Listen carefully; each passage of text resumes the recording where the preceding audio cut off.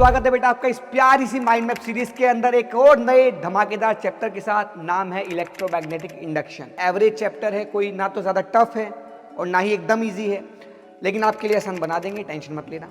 तो based on these 3 experiments उन्होंने बहुत दिमाग लगाया, दिमाग खपाया, फिर क्या पाया, तो जिस बच्चे का वेक्टर नहीं आता वो बच्चा फिजिक्स में कभी नहीं कुछ कर सकता। बिना वेक्टर के फिजिक्स इज इम्पॉसिबल। जैसे ही मैं स्विच को क्लोज करता हूं उस समय पर मेरा इंडक्टर ओपन सर्किट की तरह बिहेव करता है। मैं चाहता हूं हर कैटेगरी के सवाल थोड़े थोड़े कवर हो जाएं, इसलिए मैंने आपको ये पूरा टॉपिक करा दिया।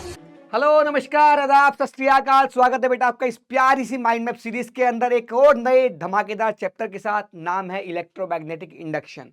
अगेन एक बहुत इंपॉर्टेंट टॉपिक है, क्वेश्चन आते ही आते हैं, पूरा चैप्टर इंपॉर्टेंट है क्योंकि इससे मिक्स होकर सवाल बन सकते हैं मैग्नेटिज्म के अंदर, और इस चैप्टर को मिक्स करके सवाल बन सकते हैं, या इस पर सेपरेट इंडिपेंडेंट क्वेश्चन भी आ सकता है। लगभग एक तरीके से कह सकते हैं कि एक मीडियम सा चैप्टर है, एवरेज चैप्टर है, कोई ना तो ज़्यादा टफ है और ना ही एकदम इजी है, लेकिन आपके लिए आसान बना देंगे, टेंशन मत लेना। साथ ही में मीडियम चैप्टर से कहने का मतलब है बहुत लेंदी चैप्टर नहीं है, लगभग 2 4 5 टॉपिक है मेन जो है। एक आपके पास फैराडेज लॉ हो गया, एक आपके पास लेंज लॉ हो गया, एक आपके पास मोशनल ईएमएफ हो गया, एंड एक आपके पास self inductance and mutual inductance हो गया। ये रफली ये टॉपिक्स है इसके अंदर जो हम मेजरली पढ़ते हैं इसके अंदर, जिस पे सवाल पूछे जाते हैं। बहुत सारे सवाल करेंगे भी, दिखाएंगे भी आपको जलवा कि इस 1.5 घंटे के अंदर आप क्या से क्या कर सकते हो। राइट, तो चलिए शुरुआत करते हैं बेटा इस प्यारे से खूबसूरत से चैप्टर की। तो सबसे पहले बात आती है बेटा आपके पास, ये टॉपिक्स तो बता ही दिए मैंने आपको। सबसे पहले बेटा क्या हुआ कि 3 एक्सपेरिमेंट किए गए, किसके द्वारा? फैराडेज एंड हेनरी ने मिलके आपके पास क्या एक्सपेरिमेंट किए? 3 एक्सपेरिमेंट किए। उनके बेसिस पे कुछ कुछ क्या किया, अपनी अपनी ऑब्जर्वेशंस देखी कि भैया अच्छा ये ऑब्जर्वेशन है, अच्छा इस एक्सपेरिमेंट से ये हो रहा है, इस एक्सपेरिमेंट से ये हो रहा है, एंड देन आखिरी में कंक्लूजन निकाला, जो कंक्लूजन बहुत ही अच्छा निकल के आया और बिल्कुल सेटिस्फैक्टरी। आगे जाके क्या बन गया? लॉ बन गया। तो सबसे पहले बात आती है उन्होंने क्या किया बेटा कि एक ये कॉइल थी, सोलेनॉइड था, स्प्रिंग लाइक स्ट्रक्चर था, कंडक्टिंग मेटल का बना हुआ था, एक गैल्वेनोमीटर इससे जोड़ दिया। क्या पाया कि अगर इस सोलेनॉइड के पास एक मैग्नेट रखा है तो कुछ नहीं हो रहा, कोई डिफ्लेक्शन नहीं है, किसमें? गैल्वेनोमीटर में। बट जैसे ही मैंने क्या किया, इस मैग्नेट को पास लाने लगा तो इसमें डिफ्लेक्शन आई, इस मैग्नेट को दूर ले जाने लगा तो इसमें डिफ्लेक्शन आई। चलो फिर दोबारा सोचा, अगर इस मैग्नेट को ऐसे की ऐसे रखा पर इस कॉइल को पास लाए तो भी डिफ्लेक्शन आई, इस कॉइल को दूर लेके गए तो भी डिफ्लेक्शन आई। इसका मतलब जब इस मैग्नेट या इस कॉइल के बीच में आपस में क्या है? रिलेटिव मोशन हो रहा है। क्या हो रहा है? रिलेटिव मोशन, मतलब एक दूसरे के रिस्पेक्ट में क्या है? मूविंग है। यानी कि मैग्नेट के रिस्पेक्ट में क्या मूविंग है? आपके पास कॉइल मूविंग है, या कॉइल के रिस्पेक्ट में मैग्नेट मूविंग है, कुछ भी बोल लो। अगर इन दोनों के बीच में रिलेटिव मोशन आया, कैसे आ सकता है भैया? या तो ये मूव करे, ये रेस्ट पे रहे, ये मूव करे, ये रेस्ट पे रहे, दोनों मूव करे लेकिन अलग अलग वेलोसिटी से। तो रिलेटिव मोशन के फंडे हम 11th क्लास में बखूबी पढ़ते हैं। तो कुल मिला के देखा यह गया कि जब जब मैग्नेट और कॉइल के बीच में रिलेटिव मोशन था तब तब क्या आया? डिफ्लेक्शन आया। और भैया क्या इंपॉर्टेंट बात देखी गई? एक इंपॉर्टेंट बात यह देखी गई कि यार अगर मैं मैग्नेट को तेजी से लेके जाता हूं, तेजी से पास, अगर मैं ऐसे लेके जाता हूं या तेजी से दूर लेके जाता हूं, यानी कि जो स्पीड है रिलेटिव मोशन की वो ज्यादा है, यानी कि गति बहुत ज्यादा है, बहुत कम टाइम में बहुत आगे पहुंच गया, यानी कि जो ये मोशन है वो जल्दी जल्दी हो रहा है, तो आपके पास डिफ्लेक्शन ज्यादा आ रहा है। पर वही अगर मैं इस मैग्नेट को स्लो स्लो लेके जा रहा हूं तो ये डिफ्लेक्शन कम आ रहा है। एक ऑब्जर्वेशन ये पाई गई। एक ऑब्जर्वेशन और देखिएगा, क्या पाई गई कि अगर मैं इस मैग्नेट का नॉर्थ पोल पास ला रहा हूं तो लेट से डिफ्लेक्शन इधर आई, पर अगर मैं इस नॉर्थ पोल को दूर लेके जा रहा हूं तो डिफ्लेक्शन उधर आई। इससे यह समझ में आया कि करंट की डायरेक्शन पलट भी रही है, करंट आ रहा है। डिफ्लेक्शन का मतलब क्या है गैल्वेनोमीटर में? कि इस सर्किट में करंट आया गाइस। लेकिन अगर डिफ्लेक्शन एक बार इधर है और एक बार इधर, इसका मतलब क्या है? करंट अपोजिट डायरेक्शन में। मेरे साथ रिवाइज करेंगे कि हमने 3 क्या क्या ऑब्जर्वेशन देखे इन्होंने, हमने नहीं, इन्होंने देखे, हमने सिर्फ पढ़े। क्या? एक ऑब्जर्वेशन ये था कि जब जब मैग्नेट और कॉइल के बीच में रिलेटिव मोशन आया तब तब आपके पास क्या हुआ? इसके अंदर डिफ्लेक्शन आया। डिफ्लेक्शन आया मतलब करंट आया। पहला ऑब्जर्वेशन ये था इसी एक्सपेरिमेंट में। दूसरा ऑब्जर्वेशन क्या था बेटा आपके पास कि अगर मैं मैग्नेट को बहुत तेज तेज मूव करूं, यानी कि बहुत जल्दी से पास लाया या बहुत जल्दी से दूर लेके गया, तो डिफ्लेक्शन ज्यादा आ रहा है। पर अगर मैं मैग्नेट को बहुत स्लो स्लो पास ला रहा हूं या स्लो स्लो दूर लेके जा रहा हूं तो डिफ्लेक्शन कम आ रहा है। अच्छा, तीसरा ऑब्जर्वेशन क्या पाया कि अगर मैं मैग्नेट का नॉर्थ पोल पास ला रहा हूं तो डिफ्लेक्शन एक दिशा में आ रही है, पर नॉर्थ पोल को दूर लेके जा रहा हूं तो डिफ्लेक्शन दूसरी दिशा में आ रही है, यानी करंट की डायरेक्शन भी रिवर्स हो रही है। ये तीन ऑब्जर्वेशन पाई गई। चुपचाप बैठ गई है, करने के बाद शांति से बैठ गई, लेकिन दिमाग बेचारा ठहरा पगला। अपने आप में दिमाग में अशांति थी कि ऐसा क्यों हुआ। साइंटिस्ट लोग हैं, फिजिसिस्ट लोग हैं, दिमाग खराब तो होता ही है भैया, है ना। एकदम ऐसे भौकाली लोग होते हैं कि कुछ हुआ है तो क्यों हुआ है। हम तो क्या है, हम तो ये पढ़ते पढ़ते छोड़ देते हैं, अरे नहीं यार हो नहीं रहा है, जेई बड़ा टफ लग रहा है। होता है कि नहीं होता। बट ये साइंटिस्ट लोगों को अगर कुछ दिख गया ना तो वो इसके बाल की खाल निकाल लेते हैं भैया कि ऐसा हुआ तो क्यों हुआ। फिर दूसरा एक्सपेरिमेंट किया गया। दूसरा एक्सपेरिमेंट ये किया गया कि यार इस मैग्नेट की जगह, ये तो एज इट इज है जो भी है, पर इस मैग्नेट की जगह मैंने क्या लिया, करंट कैरिंग कॉइल ली। क्या ली, करंट कैरिंग कॉइल। मतलब एक कॉइल में तो पहले से करंट है और एक कॉइल में क्या है, बस एक गैल्वेनोमीटर अटैच्ड है। अब सेम काम रिपीट किए गए, जैसे मैग्नेट को पास लाया था ऐसे इस कॉइल को पास लाया। तो सारी की सारी ऑब्जर्वेशन वही सेम आई जो पहले वाले में आई थी, और आनी भी चाहिए। क्यों? क्योंकि आज के टाइम पे हम जानते हैं क्या, कि करंट कैरिंग कॉइल जो है वो एक मैग्नेट की तरह बिहेव करती है। क्योंकि करंट कैरिंग कॉइल की जो मैग्नेटिक फील्ड लाइंस है वो एक बार मैग्नेट की तरह ही होती है, सिमिलर होती है। तो एक current carrying coil behaves like a magnet. इसलिए जो जो मैग्नेट ने काम करके दिया वही ये करंट कैरिंग कॉइल काम करके दे रही है। ओहो सर, बहुत बढ़िया सर, शानदार सर, वाह वाह, अति उत्तम। क्या पाया गया कि अगर ये कॉइल है, इसको मैं पास ला रहा हूं तो इसमें डिफ्लेक्शन ऐसे आया, दूर लेके जा रहा हूं तो डिफ्लेक्शन ऐसे आया। अच्छा, और तेजी से पास लाया तो डिफ्लेक्शन ज्यादा आया, धीरे धीरे पास लाया तो डिफ्लेक्शन कम आया। एक ऑब्जर्वेशन ये थी। तीसरी ऑब्जर्वेशन क्या थी भैया, वही कि अगर मैं आपके पास इसकी पोलैरिटी बदल दूं तो डिफ्लेक्शन चेंज हो रहा है, डायरेक्शन चेंज हो रही है। अरे बात क्लियर है। तो ये तीनों चीज समय मतलब यानी कि स्पीड पर भी डिपेंड कर रहा है, मोशन क्या बोलते हैं किस दिशा में पास आ रहे हैं दूर जा रहे इस बात पर भी डिपेंड कर रहा है, और जो डायरेक्शन चेंज हो रही है डिफ्लेक्शन की उस पर बात पे डिपेंड कर रहा है। क्या मेरी बात क्लियर है? यस सर, बिल्कुल क्लियर है, कोई दिक्कत नहीं है सर। ओके सर, चलिए जी, मुझे फर्क नहीं पड़ता पर मुझे पड़ता है क्योंकि आज जेईई मेंस आने वाला है। आ जाओ जी, आगे देखते हैं ध्यान से। थर्ड एक्सपेरिमेंट क्या किया गया। थर्ड एक्सपेरिमेंट उन्होंने देखा यार कि जब यही वाला काम, ये बेचारा ये कॉइल चेंज नहीं कर रहे, ये वही है घिसी-पिटी कॉइल 1 वही है कि एक कॉइल है एक गैल्वेनोमीटर है। अब देखा गया बेटा कि बराबर में एक कॉइल थी, एक बैटरी थी, एक स्विच ओपन था। ओके सर, जैसे ही स्विच क्लोज किया तो एक क्षण के लिए इसमें डिफ्लेक्शन आया, और अब करंट बहने लगा तो कोई डिफ्लेक्शन नहीं है। पर जैसे ही स्विच ओपन किया वैसे ही एक बार और डिफ्लेक्शन आया, एक क्षण के लिए, एक मोमेंटरी डिफ्लेक्शन आया, ज्यादा डिफ्लेक्शन नहीं आया, एक क्षण के लिए डिफ्लेक्शन आया, फिर वापस से क्या हो गया, जीरो हो गया डिफ्लेक्शन। यानी कि जब जब ये दोनों ही रेस्ट पर हैं बेटा, अब मोशन कोई नहीं कर रहा, ये भी रेस्ट पर है और ये भी रेस्ट पर है, नो रिलेटिव मोशन है। बिना रिलेटिव मोशन के भी डिफ्लेक्शन आ रहा है, पर कब आ रहा है, जब एक बार स्विच को ओपन कर रहे हैं और एक बार क्लोज करें, बस उस मूवमेंट पे आ रहा है, उसके अलावा नहीं आ रहा।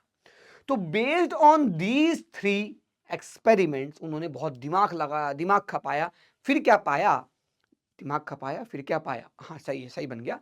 तो दिमाग खपाने के बाद क्या पाया गया कि उन्होंने कंक्लूजन दिया क्या, कि जब जब किसी कॉइल में से मैग्नेटिक फ्लक्स चेंज होगा, दोबारा सुन लो, जब जब किसी कॉइल में से मैग्नेटिक फ्लक्स चेंज होगा तब तब उसमें क्या आएगा, इंड्यूस्ड ईएमएफ आएगा।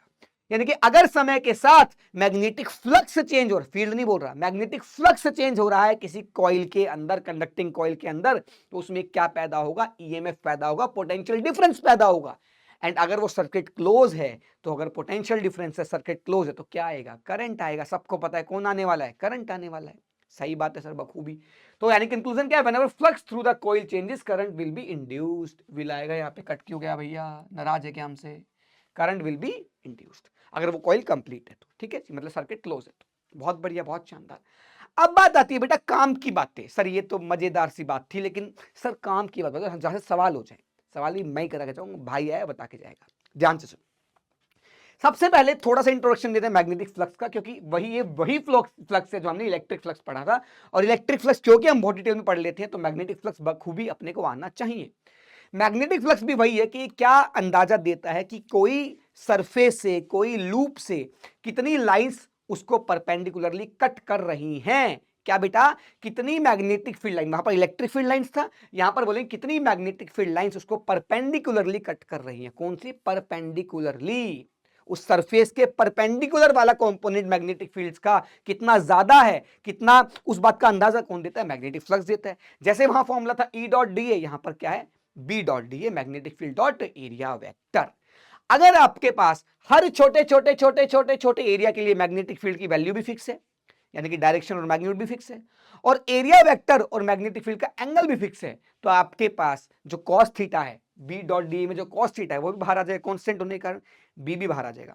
यानी कि मैं ये बोल सकता हूं कि कोई एक सरफेस है या कोई एक लूप है, उसके हर छोटे छोटे एरिया के लिए मैग्नेटिक फील्ड जो गुजर रहा है उस पॉइंट पर, हर पॉइंट पर सेम है, और उनके बीच का यानी कि डीए वेक्टर यानी कि छोटे से एरिया वेक्टर और मैग्नेटिक फील्ड के बीच का एंगल भी सेम है, तो आपके पास ये सब कुछ कांस्टेंट बाहर आ जाएंगे। डीए डीए डीए का इंटीग्रेशन कितना होगा, एरिया वेक्टर, इसका मतलब हम उसको सीधे लिख सकते हैं बी डॉट ए।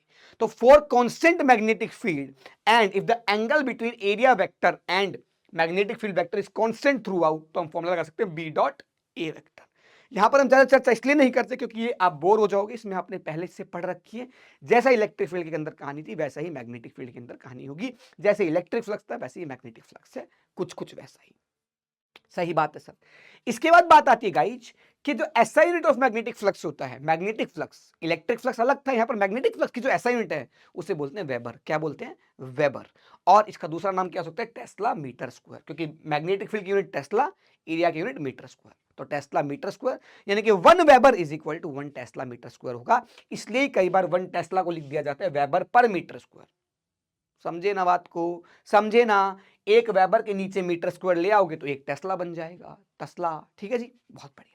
अब बात आती है गाइस फैराडेज लॉ की, जो कि बहुत इंपॉर्टेंट है। सवाल, बेबुनियाद सवाल बनते रहते हैं, एकदम ऐसे सवाल जो बच्चा नींद में भी कर लेगा, ऐसे ऐसे सवाल आते हैं और तुम कहते हो कि जेईई मेंस मुश्किल है। नहीं भैया, बिल्कुल मुश्किल नहीं है, बस चाहिए तो क्या, तुम्हारा डेडिकेशन, थोड़ा सा मेहनत, थोड़ा सा चाशनी गुड़, अब बढ़िया डालते रहो, बढ़िया स्वाद आएगा।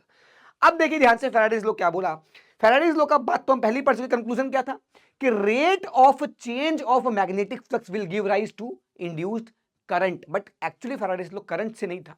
फैराडेज लॉ ने जो रिलेशन दिया वो दिया आपके पास किसके बीच में बेटा, कि जैसे जैसे फ्लक्स चेंज होगा टाइम के साथ, तो rate of change of flux with respect to time, यानी कि D phi by D T, change in flux upon change in time, is equal to किसके बराबर बेटा, इंड्यूस्ड ईएमएफ। Induced EMF. बेटा मैं आपको एक बात बता रहा हूं, मेरी बात सीख लोगे तो भले में रहोगे, नहीं तो आपकी इच्छा है, गलतियां करते रहना। मैं हमेशा क्लास में समझाता भी हूं, मेरी क्लास के बच्चे इजीली कंफर्टेबली कर भी लेते हैं।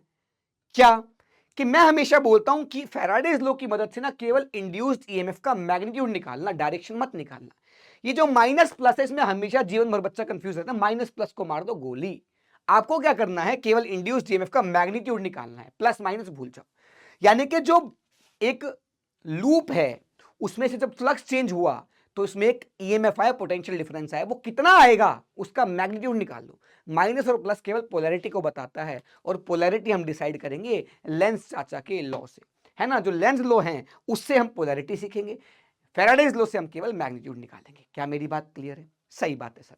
तो कसम खाओ कि इस माइनस प्लस में कंफ्यूज होने की जरूरत नहीं, भूल जाओ इस माइनस प्लस को। माइनस लगाना इसलिए पड़ता है क्योंकि बच्चा फिर आगे कमेंट में लिखता है सर आपने तो माइनस लगाया ही नहीं, आपने तो गलत पढ़ा दिया, तो आपको तो आता ही नहीं, इसलिए ताकि वो चीपी चीपी ना करे। तो उनका थोड़ा सा, कई जो तूफानी बच्चे होते हैं उनके मुंह पे एक टेप लगाने के लिए हमने क्या कर दिया, यहाँ पे माइनस लगा दिया। बट करना क्या है, अगर तुम्हें सावधान रहना है, अगर तुम्हें नंबर लाने, तो ध्यान क्या रखना है कि इंड्यूस्ड ईएमएफ जो होगा वो change in magnetic flux upon change in time होगा, d phi by D t. ये इंस्टेंटेनियस क्या आएगी, ईएमएफ आएगी, और कोई एवरेज ईएमएफ निकालना है, कुछ लंबा समय दे रखा हो, इंटरवल दे रखा हो, तो delta phi by delta T लिख देना, काम बन जाएगा, जो कोई कृपा आपके पास आ जाएगी। इसका मतलब बेटा आपको केवल फॉर्मूले में d phi by D t या delta phi by delta t याद रखना है, आपको माइनस प्लस की चिंता नहीं करनी है, बोर्ड का पेपर आपको देना भी नहीं है। ओके बेटा, चलिए अब आता है बेटा बोर्ड के पेपर के लिए। वैसे ही हम लोग बढ़िया बढ़िया किताबें ले आते हैं आपके लिए, हमारी किताब भी आने वाली है, बाद में बताएंगे। चलो आओ, आइए भैया इंपॉर्टेंट पॉइंट की बात करें तो जो जो अभी तक सीखा उसके बस हमने फॉर्मुले, ताकि हम न्यूमेरिकल कर पाए। क्या बेटा कि अगर आपसे इंड्यूस्ड ईएमएफ पूछा जाए तो D phi by D T होगा, माइनस प्लस हटा देना, भूल जाना, बस फॉर्मूला लगा दिया, बट माइनस प्लस को याद ही नहीं रखना, आपको d phi by D t करना है। अगर flux as a function of time दे रखा है तो सीधे डिफरेंशिएट करो, आपको उस मोमेंट पर, उस समय पर क्या मिल जाएगा, इंड्यूस्ड ईएमएफ मिल जाएगा। सही है। अब बात आती है अगर एवरेज पूछा जाए तो मैंने बोला कि यार फ्लक्स जो है वो ऐसे ऐसे चेंज हो रहा है, 0 से लेके 4 सेकंड तक ईएमएफ बताओ, तो एवरेज पूछ रहा है, तो एवरेज के लिए delta phi by delta T. Delta phi का मतलब क्या है, फाइनल टाइम पे फ्लक्स इनिशियल टाइम पे फ्लक्स, उनका डिफरेंस अपॉन में final time minus initial time, उनका डिफरेंस, खत्म कहानी, आंसर आ गया। सवाल अभी करेगा भाई, बताएगा, तुम करोगे, ठीक। चलिए आगे देखते हैं।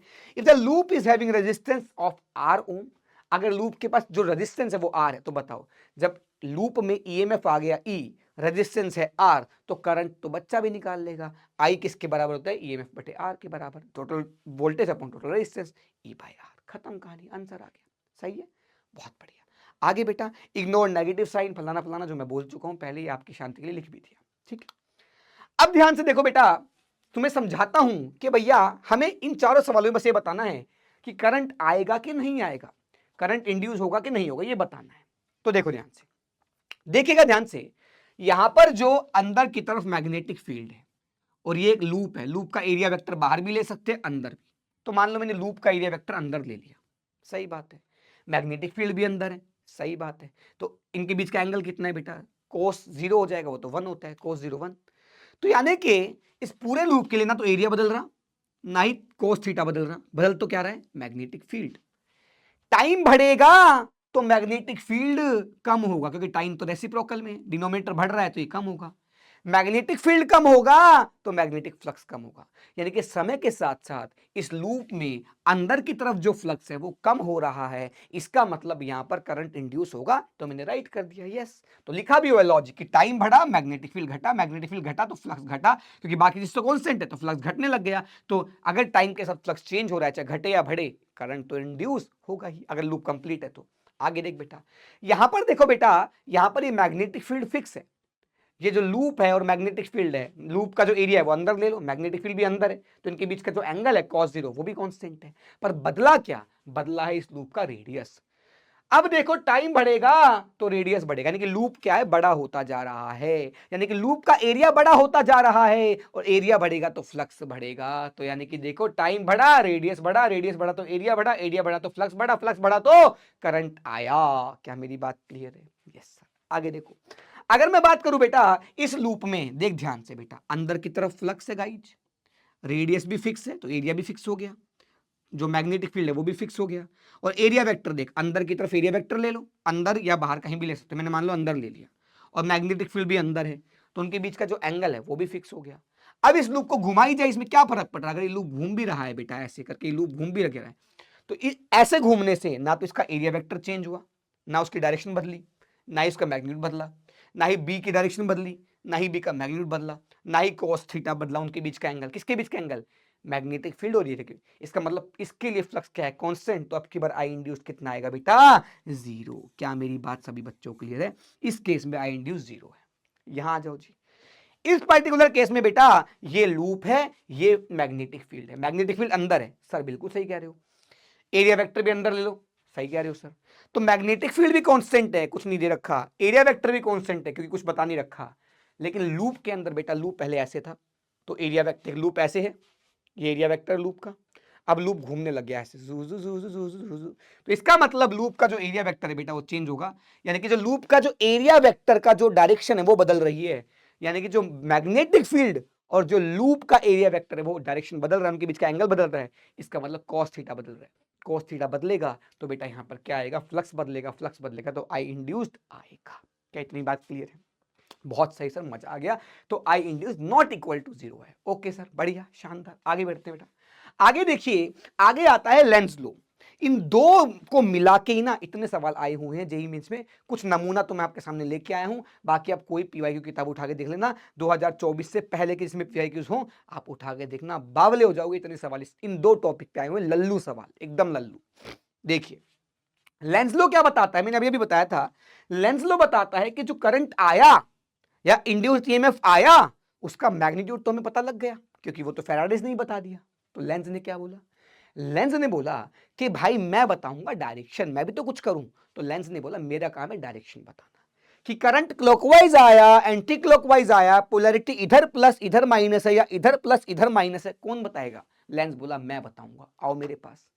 तो लेंज ने बोला, लेंज भाई साहब आस्तीन का सांप, ऐसे एक बच्चे ने बताया था हमें, लेंज लो जो है वो है आस्तीन का सांप है। क्या कि लेंज लो क्या करता है, जिस थाली में खाता है उसी में छेद करता है। लेंज लो ने बताया कि यार जो मुझे पैदा करेगा मैं उसी को अपोज करूंगा, कसम पैदा करने वाले की जीने नहीं दूंगा पार्ट 2।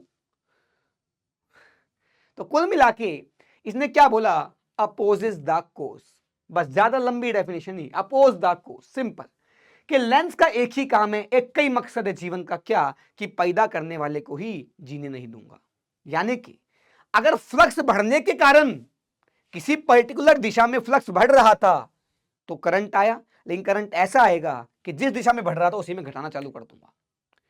जिस दिशा में फ्लक्स घट रहा था तो क्या घट रहा था, चैन से जीने दूंगा, बढ़ाऊंगा तेरे को, हमेशा विपरीत काम करेगा। यानी कि जिस पर्टिकुलर दिशा में फ्लक्स बढ़ रहा है तो घटाना चालू कर देगा उसी दिशा में। अगर मान लो इस दिशा में फ्लक्स बढ़ रहा है तो इस दिशा में फ्लक्स घटाना है तो नया फ्लक्स कहां पैदा होना चाहिए, उधर पैदा होना चाहिए। मान लो इस दिशा में फ्लक्स बढ़ रहा है, मान लो यहां पे लूप रखा है और ऐसे फ्लक्स बढ़ रहा है, तो ऐसे वाला फ्लक्स घटाना है तो ऐसे वाला पैदा करना पड़ेगा। ठीक है बेटा, ये इस दिशा में फ्लक्स बढ़ रहा था तो इस दिशा में फ्लक्स घटाना है तो इस दिशा में फ्लक्स पैदा करना पड़ेगा। सही है। तो लेंज लॉ ने बोला कि जो मुझे पैदा करेगा मैं उसी को क्या करूंगा, अपोज करूंगा। बहुत बढ़िया। क्या बताता है, पोलैरिटी, क्योंकि ऑब्वियस सी बात हमें दिशा बता दी कि करंट ऐसे होगा, क्योंकि अपने को बता दी ना कि फ्लक्स ऐसे पैदा करना है। नया फ्लक्स कौन पैदा करेगा, नया करंट, तो करंट की डायरेक्शन पता लग जाएगी, क्योंकि फ्लक्स के करंट के कारण मैग्नेटिक फील्ड हमें निकालना आता ही है। बहुत सही सर। आज जैसे यहां देखिएगा, 2-3 सवालों में ही एग्जाम्पल समझ लो, बाकी तो मेंस के सवाल करेंगे ही बहुत सारे। आ जाओ, देखो ध्यान से, एक ये लूप है, ये लूप में देखो ये इसकी रेडियस कितनी है बेटा, फिक्स है, पर ये मैग्नेटिक फील्ड जो है इसका फंक्शन देखो बेटा क्या है, टाइम बढ़ाओगे मैग्नेटिक फील्ड बढ़ेगा। और फ्लक्स किसके बराबर होता है बेटा, फ्लक्स होता है sir B dot D A, B into A into cos theta लिख देता हूं यहां पे। तो बताओ इस लूप का एरिया वेक्टर अंदर, मैग्नेटिक फील्ड भी अंदर। हा, तो एरिया वेक्टर और मैग्नेटिक फील्ड के बीच का एंगल तो नहीं बदल रहा सर समय के साथ, सही कह रहे हो। एरिया का मैग्नीट्यूड भी नहीं बदल रहा, सही बात है सर, ना ही कॉस थीटा बदल रहा, सही बात है सर। तो क्या बदल रहा है, बी। टाइम के साथ बी बढ़ रहा है तो मैग्नेटिक फ्लक्स बढ़ रहा है। किस तरफ बढ़ रहा है बेटा, अंदर जाने वाला फ्लक्स बढ़ रहा है। तो अंदर वाले जाने वाला फ्लक्स कम करना है तो नया फ्लक्स कहां पैदा होगा, इधर बाहर। और बाहर की तरफ नया फ्लक्स पैदा कौन करेगा, नया करंट। नया करंट कौन, इंड्यूस्ड करंट। यानी इंड्यूस्ड करंट कहां आएगा, एंटी क्लॉकवाइज। कैसे आएगा, एंटी क्लॉकवाइज, बाहर आके देख, सही है, बहुत बढ़िया, शानदार। आगे देखो, यहां पर ये वायर है, एक वायर के कारण ऊपर करंट जा रहा है तो मैग्नेटिक फील्ड कहां है, देखो वायर के कारण, पिछला चैप्टर भी आना चाहिए लाडले, क्या, कि वायर के कारण पाम रूल लगा के अंगूठा रखो करंट की डायरेक्शन में, जहां पर मैग्नेटिक फील्ड निकालना है वहां पर उंगलियां पॉइंट कर दो, तो जो हथेली है वो क्या बताएगी बेटा, मैग्नेटिक फील्ड बताएगी। तो करंट जा रहा था ऊपर, इधर की तरफ इस जगह पर निकालना था, तो बेटा मैग्नेटिक फील्ड कहां है, अंदर। इस वायर के कारण जो मैग्नेटिक फील्ड होता है, इनफाइनाइट वायर के कारण, वो होता है म्यू नॉट आई अपॉन में 2 पाई आर या डी। अब एक बात समझ, ये तो पता ही है ना कि सर जैसे जैसे डी बढ़ेगा, यानी कि यहां पर मैग्नेटिक फील्ड अलग है, यहां अलग है, यहां अलग है, क्योंकि डी बढ़ रहा है, वो तो अलग बात है।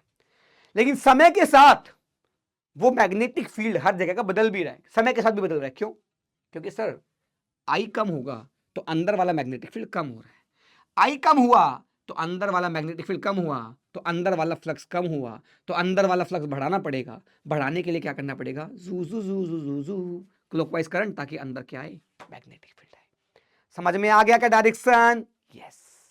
समझे बात को, यस। तो यहां पर करंट आएगा क्लॉकवाइज, यहां पर करंट आएगा एंटी क्लॉकवाइज, एसीडब्ल्यू। ठीक है, यस, बहुत बढ़िया, शानदार, अति उत्तम। आगे देखो, ये कुछ एग्जाम्पल है बहुत तुर्रम का, ये एग्जाम्पल आप मेरे से पहले करोगे, भले ही वीडियो को पॉज करना और फिर करना 8 एग्जाम्पल, और फिर मुझे बताना गुरुजी क्या आंसर आया, क्या आंसर आया। ध्यान से देखो क्या आंसर आया, क्या देखते हैं ध्यान से, पॉज करके पहले सॉल्व करना फिर करना, फिर अब मैं बता रहा हूं। देखो पहला सवाल देख, इसमें मैग्नेटिक फील्ड तो कांस्टेंट है, कुछ नहीं बता रखा, तो कांस्टेंट मैग्नेटिक फील्ड है। ये लूप यहां पर पड़ा हुआ है तो एरिया वेक्टर अंदर मान लो, मैग्नेटिक फील्ड भी अंदर मान लिया। ओके सर, ये रेडियस जो है वो बढ़ रहा है, तो टाइम के साथ जब टाइम बढ़ेगा, टाइम तो समय के साथ, बीतते समय के साथ टाइम तो बढ़ेगा ना, घटेगा थोड़ी। टाइम बढ़ा तो एरिया वेक्टर बढ़ा, एरिया जो है वो बढ़ा इंप्लाइज फ्लक्स बढ़ा, यानी कि अंदर जाने वाला फ्लक्स बढ़ रहा है तो अंदर जाने वाले फ्लक्स को कम करना है तो बाहर फ्लक्स पैदा करना पड़ेगा। बाहर फ्लक्स पैदा करने के लिए करंट एंटी क्लॉकवाइज आना चाहिए। इसका मतलब मेरे गुरुजी आंसर आ गया, आई इंड्यूस्ड जो आएगा वो आएगा एंटी क्लॉकवाइज। बहुत शानदार सर, मजा आ गया सर, वाह वाह, ओहो, वेरी नाइस। अच्छा, ये 1 2 3 4 5, ये मैग्नेट वाले सवाल अभी कराता हूं, पहले ये कर लेते हैं क्योंकि ये दोनों सिमिलर है। इस वायर के कारण यहां पर मैग्नेटिक फील्ड, अंगूठा रखा करंट की डायरेक्शन में, पाम रूल, वायर के कारण कहीं पर मैग्नेटिक फील्ड निकालना है, तो अंगूठा रखा करंट की डायरेक्शन में, हाँ मैग्नेटिक फील्ड, यहां पे मैग्नेटिक फील्ड निकालना है इस जगह पर, हाँ तो पाम कहां पर है, बाहर, हाँ सर बिल्कुल सही बात है। तो यानी कि इस वायर के कारण जो मैग्नेटिक फील्ड आ रहा है वो तो एक तो आ रहा है बाहर, डायरेक्शन तो पता लग गई सर जी, गुरुजी बाहर।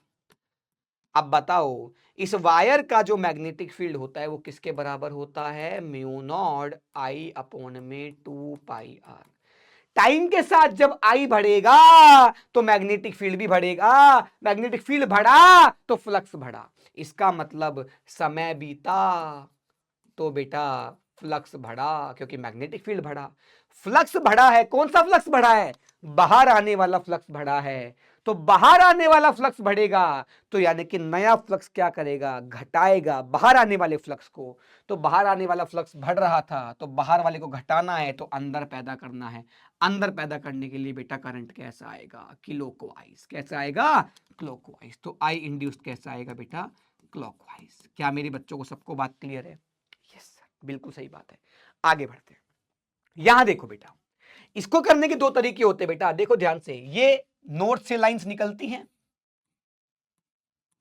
ऐसे, तो जब ये पास जा रहा है तो इसमें से इस तरफ गुजरने वाला मैग्नेटिक फील्ड, देखो इस लूप में से, इस लूप में से मैग्नेटिक फील्ड ऐसे जा रहे हैं, सब जा रहे हैं, तो अगर इस लूप में से मैग्नेटिक फील्ड ऐसे जा रहा है तो ये ऐसे वाला मैग्नेटिक फील्ड बढ़ रहा है, क्यों सर, क्योंकि पोल्स के पास मैग्नेटिक फील्ड स्ट्रांग होता है, तो पोल ज्यादा पास आएंगे तो मैग्नेटिक फील्ड का स्ट्रेंथ जो होगी वो ज्यादा होगी, यानी कि लूप में से गुजरने वाला इस दिशा में जो मैग्नेटिक फील्ड है वो बढ़ रहा है, तो इस दिशा में घटाना है, इस दिशा में घटाना है तो इस दिशा में पैदा करना पड़ेगा, इस वाली में, तो इस वाली में पैदा करने के लिए करंट कैसे आएगा, ऐसे आएगा, और मैं देख कहां से रहा हूं, ऐसे, तो मुझे करंट ऐसे दिखेगा, क्योंकि मुझे फ्लक्स कैसे पैदा करना है, ऐसे, मैग्नेटिक फील्ड कैसे पैदा करना है, ऐसे, यानी कि इस दिशा में बढ़ रहा है तो इस दिशा में घटाना है तो इस दिशा में पैदा करना पड़ेगा, तो मैग्नेटिक फील्ड ऐसे पैदा करना है तो करंट कैसे आएगा, ऐसे, और इधर से देख रहे थे, आंख इधर है, तो इधर से देखने पर बेटा ये करंट कौन सा है, क्लॉकवाइज। अभी देखो कॉपी में करके देखना पड़ेगा, तो यहां पर आई इंड्यूस्ड कैसा आएगा बेटा, इसके नजरिए से क्लॉकवाइज।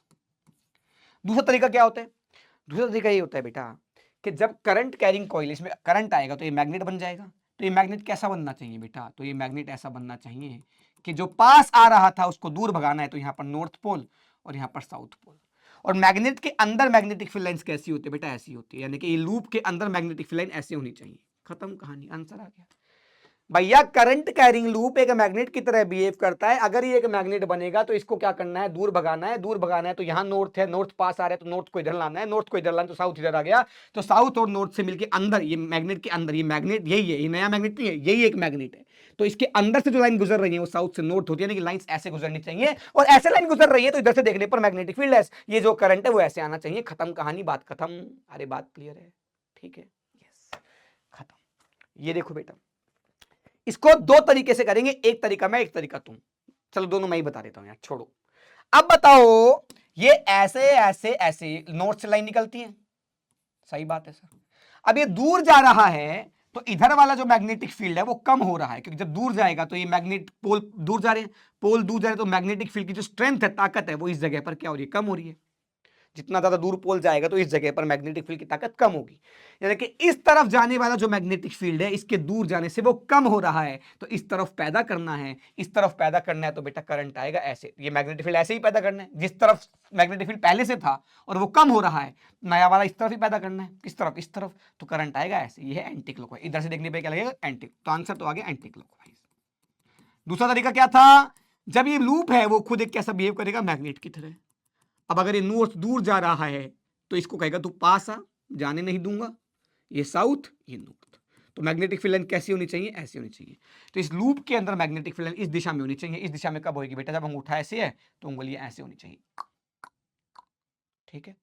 अगला अच्छा, ये तो कर ही लिया, ये वाला HW, ये वाला ये वाला HW, तुम करोगे, आंसर मैं लिख देता हूं, ये लो, आई इंड्यूस आएगा, ये साउथ दूर जा रहा है, साउथ को पास बुलाना है, नॉर्थ आ जाएगा, नॉर्थ इधर आ गया, ऐसे आ गया, तो इसमें इसका आंसर है क्लॉकवाइज। हाँ साउथ पास आ रहा है, साउथ पास आ रहा है तो साउथ को दूर भगाना है, तो साउथ को इधर लाना पड़ेगा, तो नॉर्थ इधर, मैग्नेटिक फील्ड इधर आना चाहिए, तो एंटी क्लॉकवाइज। ये दो क्वेश्चन तुम सोचोगे घर पे बैठ के, बिल्कुल सेम है, जैसे ये दो थे वैसे ये दो हैं। ठीक है बेटा, यस। अब इसका आंसर बेटा बहुत स्टैंडर्ड सवाल, दुनिया का हर टीचर ये सवाल कराता होगा, तो जेई पढ़ाते हैं, सब पढ़ाते होंगे, कोई नया नहीं है। क्या बेटा, कि ये लूप है, फिक्स है, इस पे एक मैग्नेट ऊपर से रिलीज कर दिया, तो इस मैग्नेट की एक्सेलरेशन कैसी होगी? क्या जी फ्री फॉल करेगा, जी से ज्यादा होगी या जी से कम होगी? तो बेटा इसका आंसर क्या आएगा? बेटा तुम्हारी क्लास में करा रखा होगा, तो आंसर आधे बच्चों को तो पहले से पता होगा। अब बताओ ध्यान से, ए इज लेस देन जी कैसे आया? तो जब ये मैग्नेट पास आता है तो ये लूप में करंट ऐसे आएगा कि इसको दूर भगाएगा, तो यानी कि जब ये मैग्नेट ऊपर से नीचे की तरफ आएगा तो ये नॉर्थ इधर साउथ इधर बना के इस पे धक्का लगाएगा ऊपर की तरफ कि भाग जा, चल चल चल। अच्छा, जब ये मैग्नेट दूर जाएगा, यानी कि जब इसको क्रॉस कर जाएगा, तो साउथ इधर है नॉर्थ इधर है, भाई क्रॉस करने के बाद इधर, तो ये मैग्नेट ऐसा बनेगा कि तू दूर क्यों जा रहा है बाबू, पास आ बाबू प्लीज, नॉर्थ साउथ, पास बुलाएगा। तो अभी भी जो फोर्स है इसके ऊपर कैसे लगेगा? ऐसे। तो हमेशा mg नीचे लग रहा है और इसमें इंड्यूस करंट के कारण फोर्स ऊपर लग रहा है, तो हमेशा जो नेट फोर्स है वो mg माइनस समथिंग है, तो हमेशा जो एक्सेलरेशन होगा वो g से कुछ ना कुछ कम होगा। क्लियर? सही बात है सर। आ जाओ जी अगला, ये बड़ा सही है, ध्यान से देखो। इसने बोला ये एक लूप है जिसकी लेंथ l है, ये l मीटर पर सेकंड से अंदर जा रहा है। सही कह रहे हो सर, यानी कि 1 सेकंड बाद ये अंदर पूरा का पूरा अंदर हो जाएगा, यानी कि टाइम जीरो पर ये है, तो टाइम जीरो से लेके टाइम 1 सेकंड तक बेटा ये लूप अंदर पहुंच गया। 1 सेकंड पे लूप पूरा अंदर पहुंच जाएगा। कैसे पता सर? ये मान लो 2 मीटर है और 2 मीटर पर सेकंड से अंदर जा रहा है, तो 2 मीटर पूरा का पूरा अंदर एंटर हो जाएगा। सही बात है, आहा बहुत बढ़िया। यानी कि सर 0 से लेके 1 सेकंड तक ये लूप का जो एरिया है जो अंदर एंटर हो रहा था वो बढ़ रहा था, यानी कि इस लूप में से जो फ्लक्स पास हो रहा था वो बढ़ेगा। क्यों? क्योंकि एरिया अंदर बढ़ता जा रहा है थोड़े थोड़े समय में। मान लो 0.5 सेकंड में ये लूप अंदर आधा एंटर हो गया, 0.75 सेकंड में थोड़ा और एंटर हो गया, तो ये जो अंदर घुसने वाला एरिया वो बढ़ गया, यानी कि जो फ्लक्स है लूप में से वो क्या हो रहा है? बढ़ता जा रहा है। कब? 0 से लेके 1 सेकंड तक। कौन सी डायरेक्शन में? अंदर की डायरेक्शन में। अंदर की डायरेक्शन में बढ़ रहा था तो अंदर की डायरेक्शन में कम करना था, यानी कि बाहर की डायरेक्शन में पैदा करना था, तो करंट आएगा आई इंड्यूस्ड आएगा एंटी क्लॉकवाइज, ACW, बाहर की डायरेक्शन में। अब बता 1 सेकंड बाद ये यहां गया, अब कितना और चलना है? L तो चल रही है, L तो अंदर आ ही चुका है, 3L और चलना है इसको, तो 3 सेकंड और लगा ले जब तक यहां पहुंच जाएगा। अरे बात क्लियर है भैया, एक L था तो 1 सेकंड बाद तो L यहां पहुंच गया, 3L और बचा है, 3L कवर करने में कितना समय लगेगा? 3 सेकंड और लगेंगे, उसके बाद ये बाहर निकलने लग जाएगा। यानी कि टाइम 1 से लेके अगले 3 सेकंड तक, यानी कि 4 सेकंड तक, यानी कि 4 सेकंड तक ये लूप अंदर ही रहा, तो ना तो इसमें से गुजरने वाला फ्लक्स बदल रहा, क्योंकि एरिया भी फिक्स है, मैग्नेटिक फील्ड भी फिक्स है, ना ही एंगल बदल रहा, तो कुछ भी नहीं बदल रहा। तो आई इंड्यूस्ड किसके बराबर आएगा बेटा? 0 आएगा। मुझे फर्क नहीं पड़ता। अब चौथे सेकंड के बाद ये लूप यहां पहुंच गया, अब अगले 1 सेकंड में बाहर आ जाएगा, यानी कि टाइम 4 से लेके 5 सेकंड तक ये क्या आ रहा था? बाहर आ रहा था। जब बाहर आ रहा है तो समय के साथ जो अंदर एरिया है इसके वो कम हो रहा है, तो ये जो इस टोटल लूप में से जो फ्लक्स पास हो रहा है वो तो अंदर वाला एरिया है ना, और अंदर वाला एरिया समय के साथ कम हो रहा है, जिसमें से मैग्नेटिक फ्लक्स पास हो रहा है, और वो जो एरिया वो कम होता जा रहा है, यानी कि अंदर गुजरने वाला फ्लक्स कम हो रहा है। तो अंदर गुजरने वाले फ्लक्स को बढ़ाना है तो करंट कैसे आएगा? क्लॉकवाइज। ये सारे सवाल क्लासेस में कराए जाते हैं और हर टीचर कराते हैं, मैं ऐसा कोई नया तूफानी टीचर नहीं हूं, हर टीचर कराते हैं। बस एक रिवीजन हो रही है ताकि आप कुछ भी मिस ना करें, एक माइंड मैप में ही आपको खूबसूरत तरीके से सब कुछ रिवाइज हो जाए। ठीक है बेटा? सर बिल्कुल सही कह रहे हैं। समय कितना हो गया? ठीक है जी। अब करते हैं बेटा तूफानी तरीके से क्वेश्चंस, जेई मेंस के दबादब क्वेश्चंस होंगे। देखो एक रेक्टेंगुलर लूप है, लेंथ 2.5 मीटर की, स्पीड बढ़ा दूं क्या? स्पीड बढ़ा दूं, 2x कर दूं, चलो 2x। A rectangular loop of length 2.5 metre and width 2 metre is placed at a 60 degree magnetic field. ठीक है जी, क्या है आपके पास? 2 मीटर का लूप है और 2 मीटर विड्थ है इसकी और लेंथ इतनी है और ये 60 डिग्री से मैग्नेटिक फील्ड के साथ रखा हुआ है। The loop is remove from the magnetic field in 10 second, 10 second से हटाया गया, और the average EMF induced in the loop during, अच्छा जी, ड्यूरिंग दिस टाइम, तो भैया सर जी हमसे पूछा है इंड्यूस्ड ईएमएफ पूछ रहा है, इंड्यूस्ड ईएमएफ का वैल्यू किसके बराबर आएगा, delta phi by delta T, average पूछा है क्योंकि delta phi by delta T. इसने बोला था loop is removed from the field, यानी कि फाइनल जो होगा, जो फाई होगा, माइनस लगा देता हूं चलो यहाँ पे फॉर्मुले वाइज माइनस, तो phi final minus phi initial upon delta T, delta T कितना है 10 सेकंड। ओके सर, जब पूरा का पूरा हटा ही दिया है लूप मैग्नेटिक फील्ड से तो फाइनल फ्लक्स तो जीरो हो गया, इनिशियल वाला कितना आएगा, इनिशियल वाले में बेटा यहां पर कई बार क्लियर ही नहीं करता कि जो 60 डिग्री है वो लूप के सरफेस के साथ है या लूप के एरिया वेक्टर के साथ है, तो आंसर सही चेक करना पड़ेगा, प्रैक्टिस करनी पड़ेगी कि हाँ लैंग्वेज क्या कह रहा है मेंस का। मेंस एक वो माशुका है जो भाई साहब कुछ कहेगी बहुत कम शब्दों में समझना खुद पड़ेगा भाई साहब, और फिर ये कहेगी कि तुम मुझे समझते नहीं हो, तुम बदल गए हो। तो याद रखना बेटा, देखो ध्यान से, मैं मान लेता हूं जो 60 डिग्री है वो क्या है, एरिया वेक्टर के साथ है, मेरी बात तुम समझे ही नहीं होगे। अरे भैया जो ये लूप है इस लूप का सरफेस ही है, सरफेस के साथ 60 डिग्री बना रहा है या एरिया वेक्टर के साथ 60 डिग्री बना रहा है, ये तो दे ही नहीं रखा, तो मैं एरिया वेक्टर के साथ मानता हूं कि जनरली एरिया वेक्टर के साथ दे देता है। तो देखते हैं ध्यान से बेटा, तो फाई इनिशियल होगा बेटा 2.5 एरिया इंटू 2, ये हो गया एरिया। मैग्नेटिक फील्ड कितना था बेटा 4, और कॉस थीटा कितना है बेटा, इनके बीच का एंगल यानी कि एरिया वेक्टर और बी के बीच का एंगल 60 डिग्री, कॉस 60। तो मेरी समस्या आंसर आना चाहिए बेटा यहां से 5, ये आ गया 5 5 और ये बचे 2, 10 10 आ जाएगा आंसर, 10 आ गया। तो मेरे हिसाब से आंसर आना चाहिए बेटा, ये आ जाएगा बेटा फाइनल वाला 0 माइनस इनिशियल वाला 10 और ये 10 आ गया बेटा, और माइनस पहले से था तो कितना आ गया बेटा 1 वोल्ट आ गया। अगर 1 वोल्ट है तो मैं मीन्स की भाषा सही समझ गया हूं, यानी कि ओ माय गॉड, मेंस और मेरे में अब एक रिलेशन पैदा हो चुका है, मैं उसकी बातें समझने लगा हूं, वो मेरी बातें समझने लगा है, अब हम फतेह करके ही मानेंगे। ठीक है, चलिए आ जाओ जी।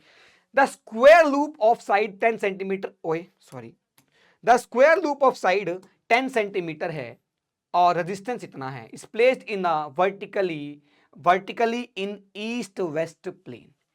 ईस्ट वेस्ट प्लेन में क्या है बेटा आपके पास प्लेस हो रखा है वर्टिकली। अच्छा, A uniform magnetic field is set up across the plane in northeast direction. Northeast. Okay, sir. ध्यान से देखो, ईस्ट वेस्ट प्लेन कौन सा है, अगर आपके पास ध्यान से सुनना बाबू, जू जू जू जू जू जू जू जू जू जू जू, जनरली ऐसे होता है बेटा, ये ईस्ट होता है, ये वेस्ट होता है, ये नॉर्थ होता है, ये साउथ होता है। मैं इससे सॉल्व करने की कोशिश करता हूं, वर्टिकली पर्टिकली छोड़ो। अगर आपके पास ये ईस्ट वेस्ट प्लेन में इस वाले में तो एक प्लेन रखा है, और जो यूनिफॉर्म मैग्नेटिक फील्ड है वो नॉर्थ ईस्ट में है। नॉर्थ ईस्ट का मतलब होता है बेटा ये वाला,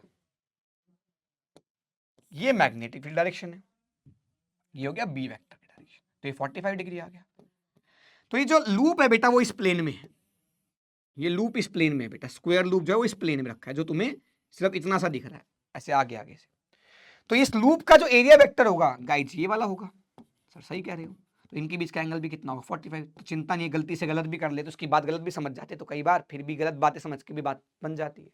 अब ध्यान से देखो बेटा, द मैग्नेटिक फील्ड बी की वैल्यू दे दी है, 10 सेंटीमीटर दे दिया है, magnetic field is decrease to 0 in 1 second steady state, the magnet, ठीक है। तो बड़ा अस्ता ई एवरेज जो होता है बेटा वो किसके बराबर होता है, माइनस में 5 फाइनल माइनस 5 इनिशियल अपॉन में ढलता 3। ओके सर, अब बताओ जो ई एवरेज निकल के आएगा, हमें तो वैसे भी मैग्नीट्यूड से मतलब है, तो माइनस प्लस का कोई दिक्कत नहीं, माइनस में भी आएगा तो आप प्लस में लिख देंगे बेटा माइनस।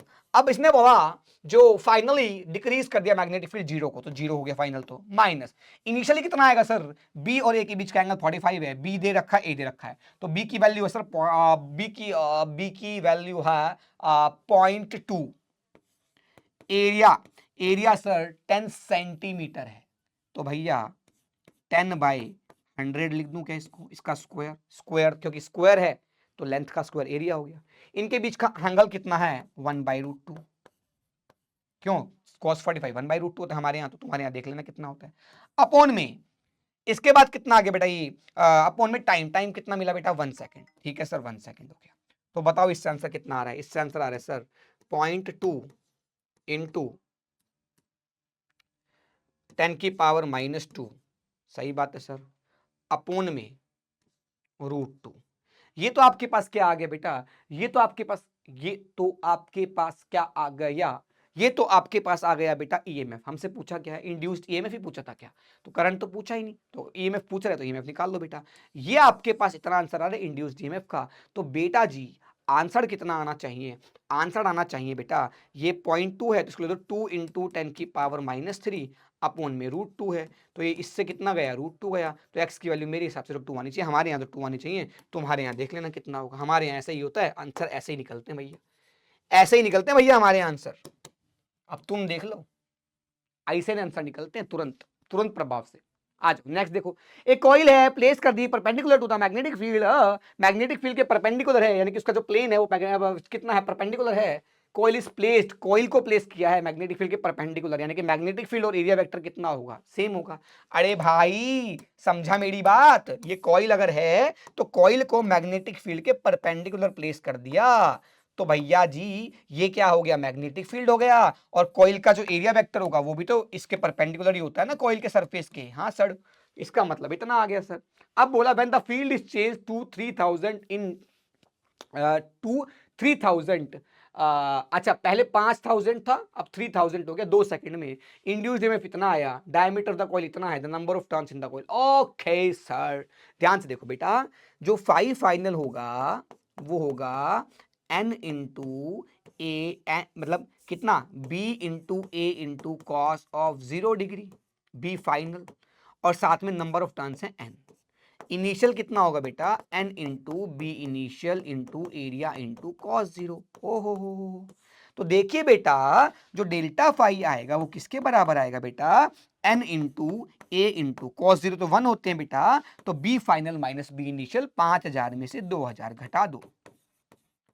यस सर, तो बेटा जी जो इंड्यूस्ड ईएमएफ आएगा, ई एवरेज इंड्यूस जो निकल के आएगा वो आएगा आपके पास, दे रखा है 22, तो 22 आ गया, तो ये आ गया n इंटू एरिया होता है हमारे यहाँ पे पाई आर स्क्वायर, या फिर पाई डी स्क्वायर बाई 4 लिख दो बेटा, तो पाई इंटू डी की वैल्यू है 0.02 का स्क्वायर बाई में 4, तो n हो गया, a हो गया, डेल्टा बी किसके बराबर आ गया बेटा, ये आ गया आपके पास 3 है, यहाँ पे 3 है बेटा, 3, तो 2000 बचेगा। सही बात है सर, बिल्कुल सही बात है सर। तो यहां से क्या बचा है बेटा, केवल और केवल अपने पास n ही तो बचा है, तो n निकाल लो बेटा, तो n आ जाएगा बेटा जी 22 इंटू 4, सही बात है सर, अपोन में ये पाई का वैल्यू रख देते हैं 22/7, यहां पर रख देते हैं बेटा 2 इंटू 10⁻⁻4 हो जाएगा, और यहाँ पर 2000 और आ जाएगा। सर बिल्कुल सही कह रहे हैं आप, 22 से 22 तो मर गया, 1 2 से 1 2 मर गया, यहाँ पर 10⁻⁻4 है, यहाँ पर +3 है, तो यहाँ पर बचेगा 7 अपोन में ये 2 से 2 भी मार दो तो 1000 बचेगा यहाँ पे, तो 10⁻⁻1, तो ये 0.7 नहीं, 0.7 नहीं सॉरी 70 आंसर आ रहा है, 70, एन की वैल्यू आ गई 70। हमारे यहाँ तो ऐसे ही आंसर निकलते हैं, हमारे यहाँ बड़े से बड़े सवालों को आसान बनाया जाता है। मिलिए हर मंगलवार, मिलिए हर सोमवार और वीरवार, माइंड मैप सीरीज जेई वाला चैनल शाम 6 बजे। आ जाओ जी। द मैग्नेटिक फ्लक्स है वेबर में दे रखा है इतना इतना दे, ये तो लल्लू, ये तो महा लल्लू सवाल होता है, मैं तो इनसे परेशान हूं भाई साहब। ये देखो ध्यान से, रेजिस्टेंस दे दिया, फ्लक्स दे दिया, इंड्यूस्ड करंट पूछ रहा है, भाई ये कोई सवाल हुआ क्या, ईएमएफ होता है d∅/dt। सर माइनस मत लगाओ, बिल्कुल सर, क्योंकि हमें मैग्नीट्यूड पूछ रहा है, डायरेक्शन तो पूछा भी नहीं, तो d∅/dt डिफरेंशिएट कर दो, आ जाएगा 10t-36। तो भैया जो करंट होगा वो होता है E अपोन में R, तो सर जी वो आ गया 10 इंटू t-36 अपोन में R किसके बराबर है 8, किस समय पर पूछ रहा है, समय पूछ रहा है 2 सेकंड पर, तो at t is equal to 2 second, I जो आएगा वो आ जाएगा 20 - 36 अपोन में 8, तो आंसर आ गया 16/8। सर माइनस लगाऊं ना लगाऊं, भाड़ में जाए, कितना आ गया 2 एम्पेयर, 2 एम्पेयर आंसर आ गया। हमारे यहाँ हर प्रकार के सवाल बनाए जाते हैं, ये लो भैया, ठीक है बेटा। जेई मेंस क्या है, जेई मेंस हलवा है, जेई मेंस। आ जाओ जी। कंडक्टिंग लूप है, रेडियस दे दिया है इतना सेंटीमीटर है, तो ध्यान रखिएगा दोस्तों, हो सकता है मैं आपको होमवर्क के लिए क्वेश्चन दूं, पहले पढ़ लेता हूं, अच्छा हुआ तो मैं करा दूंगा, लल्लू हुआ तुम कर लेना। पर प्लेस परपेंडिकुलर, अगर ऐसे बोला गया लूप को परपेंडिकुलर रखा गया, यानी कि लूप का जो सरफेस है उसको परपेंडिकुलर रखा गया है, और किसके, मैग्नेटिक फील्ड के। यानी कि लूप का जो एरिया है और वो मैग्नेटिक फील्ड एक डायरेक्शन में होंगे। जीरो में डिक्रीज कर दिया, फाइनल जीरो हो जाएगा। टाइम दे दिया, इंड्यूस्ड ईएमएफ पूछ रहा है इतना, बाप रे बाप रे, एट इतना। भाई साहब होमवर्क करोगे आप, मैं नहीं कराऊंगा, आप करोगे होमवर्क, आसान सवाल है। अगला, the magnetic flux through the coil perpendicular to the plane, इतना है भैया, इतना है, इतना है। परपेंडिकुलर टू द प्लेन मतलब जो कॉइल है उसका सरफेस परपेंडिकुलर, यानी कि एरिया तो कितना होगा आपके पास, एरिया और मैग्नेटिक फील्ड तो सेम डायरेक्शन में होंगे, यानी कि जीरो होगा, कोस जीरो तो वन हो जाएगा। बस फाई दे दिया है तो D phi by D T निकाल के ईएमएफ निकाल लेना। तो भाई आई आ जाएगा बेटा ई अपॉन में आर, ई होता है सर जी D phi by D T upon में वन बाई आर, यहाँ पे आ जाएगा। तो यहाँ से क्या निकाल लेना, आंसर निकाल लेना। तुम्हारे भी आंसर आने लग जाएंगे, लेवल सबके निकलेंगे, निकलेंगे उसके जो अंत तक खड़ा रहेगा। ठीक है बेटा, आ जाओ नेक्स्ट। नेक्स्ट क्या है बेटा, अब की बार जो मैग्नेटिक फील्ड है placed in X Y plane, जो लूप है वो तो एक्स वाई प्लेन में रखा है, मैग्नेटिक फील्ड आई से है। तो अगर अगर मैं कहूं, तुम नहीं कायनात में, कैसा लूप है बेटा, एक कंडक्टिंग सर्कुलर लूप है।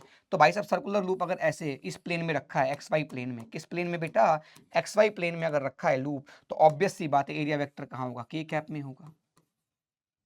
तो बस एरिया वेक्टर का के कैप मिल गया आपको। अब रेडियस ऑफ द लूप इतना है, तो भैया एरिया आ जाएगा गुरुजी पाई इंटू आर वन का स्क्वायर इंटू के कैप। ओहो फाई आ गया, बी डॉट डी ए, हाँ sir B dot area vector. आहा, अगर एरिया वेक्टर का डिफरेंशियल ये डॉट प्रोडक्ट लोगे तो बी का ए के साथ लोगे, जे डॉट के जीरो हो जाएगा, के डॉट के वन हो जाएगा। तो आंसर आएगा बेटा, आंसर आएगा फ्लक्स का आंसर आएगा बेटा, के वाले को के वाले से मल्टीप्लाई करना है, बस 3t स्क्वायर इंटू पाई।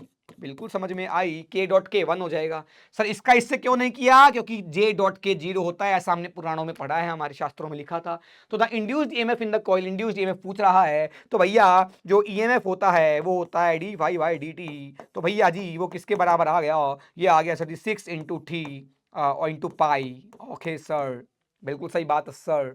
उसके बाद सर जी आ गया किस समय पर पूछ रहा है, 2 सेकंड पर, तो at T is equal to 2 second, answer आ जाएगा सर जी 12 पाई इंटू टी। तो सर हमसे पूछ नहीं, टी तो हो ही गया, 12 पाई आ जाएगा, बस 12 पाई। तो एन की वैल्यू पूछ रहा था, तो हमारे आंसर 12 आया है, तुम्हारे यहाँ भी 12 आना चाहिए, तभी तो बरसात होगी।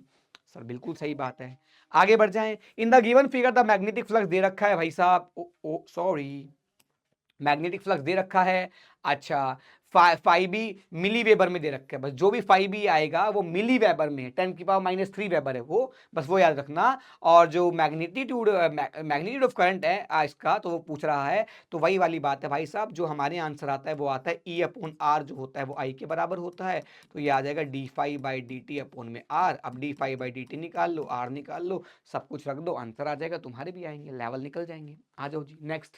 The concentric circular coil C1, C2 are placed in the XY plane. C1 has 500 turns and the radius 1 centimeter and C2 has 200 turns and radius 20 centimeter. Okay sir, एक का 1 सेंटीमीटर, एक का 20। अच्छा, C2 कैरीज, C2 के पास जो current carry कर रहा है वो ऐसे वेरी कर रहा है, तो द ईएमएफ इंड्यूस, ये सवाल थोड़ा ठीक है, करा देता हूँ।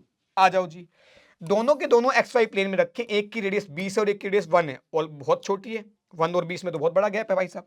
तो ये आ गया 1 सेंटीमीटर और सर ये आ गए 20 सेंटीमीटर। कॉइल कौन सी, C1 C2, C1 के पास 500 टर्न्स हैं, ये आपके पास C2 कौन सी वाली है बेटा, C2 के पास, अच्छा तो C1 सही है, C1 ये C1 है, इसके पास 500 टर्न्स हैं, इसको N1 बोल देता हूं, और इसके पास बेटा जो रेडियस इसका 1 सेंटीमीटर दिखाई दिया। ये कॉइल बेटा C2 है, C2 के पास बेटा आपके पास जो N2 नंबर ऑफ टर्न्स है बेटा वो कितने हैं, 200 हैं, और रेडियस जो है बेटा वो किसके बराबर है, 20 सेंटीमीटर के बराबर है। अब इसने बोला जो C2 है उसके पास एक करंट है, C2 के पास एक करंट है बेटा, तो बताओ, इसने बोला EMF induced in the C1 में वो पूछ रहे हैं। देख सवाल देख, इसमें एक करंट है बेटा, मान लो ऐसे करंट था, ये आई है, और जो आई दे रखा है वो दे रखा है टी का function, I is a function of T दे रखा है। तो इसके कारण यहां पर मैग्नेटिक फील्ड कितना होता है बेटा, तो magnetic field due to C2 at centre पर मैग्नेटिक फील्ड कितना होता है सर, वो होता है mu naught into I upon में 2 इंटू आर। आर किसके बराबर है बेटा, R2 बोल देते हैं। अब बात एक और है, इसमें टर्न्स कितने हैं बेटा, n2 है, तो n2 से मल्टीप्लाई, एक टर्न के कारण इतना होता है तो n2 के कारण इतना हो जाएगा। सर बात तो आपकी ठीक है, मजेदार भी लग रही है। अब ध्यान से देखो बेटा, ये तो हमने सेंटर पे निकाला सर हमें यहाँ का तो नहीं पता। अरे भाई ये जो रेडियस है ये बहुत छोटी है, ऑलमोस्ट सेंटर पे ये इसके मुकाबले, तो मैं इस जगह हर जगह पर मैग्नेटिक फील्ड कितना मान सकता हूँ, कांस्टेंट मान सकता हूँ, जो कि इतना होगा। सही बात है सर। तो यानी कि फ्लक्स इन कॉइल 1 किसके बराबर आएगा, वो आएगा सर, एक कॉइल होती तो कितना फ्लक्स आता बेटा, B vector into area 1 vector, 1 coil का एरिया आएगा।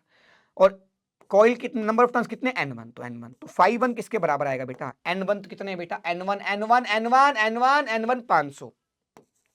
b की वैल्यू है sir mu naught by mu not I as a function of t, n2 कितना है बेटा 200 टर्न्स, 200 अपॉन में 2 इंटू R2 मतलब इसकी रेडियस, वो कितना है बेटा 20 सेंटीमीटर, यानी कि 20 इंटू 10 की पावर -2। हमारे यहां तो ऐसे ही होता है। ये क्या निकल के आ गया, फ्लक्स आ गया। फ्लक्स कैसे निकाला बेटा, इसके कारण यहां पर मैग्नेटिक फील्ड निकाल लिया और इसके एरिया से मल्टीप्लाई कर दिया, दोनों का देखो, इसके कारण जो एरिया हो मतलब मैग्नेटिक फील्ड होगा वो अंदर आएगा, इसका एरिया वेक्टर भी अंदर मान लो, तो यानी कि एंगल कितना है cos 0, तो ये आ गया। अब एक बात समझो, मुझे फ्लक्स मिल गया, आई को टी की टर्म्स में रख दोगे, बाकी सब तो कांस्टेंट ही है सर। अब एक बार डिफरेंशिएट करोगे तो क्या मिल जाएगा, ईएमएफ आ जाएगा, टाइम पुट कर देना, आंसर आ जाएगा बेटा। ठीक है बाबू, एकदम आसान। ठीक है, अब बाकी आप कर लेना, मुझे बस इतना ही समझाना था, बाकी बच्चा कुचा आप होमवर्क कर लेना। ठीक, आगे बढ़ते बेटा।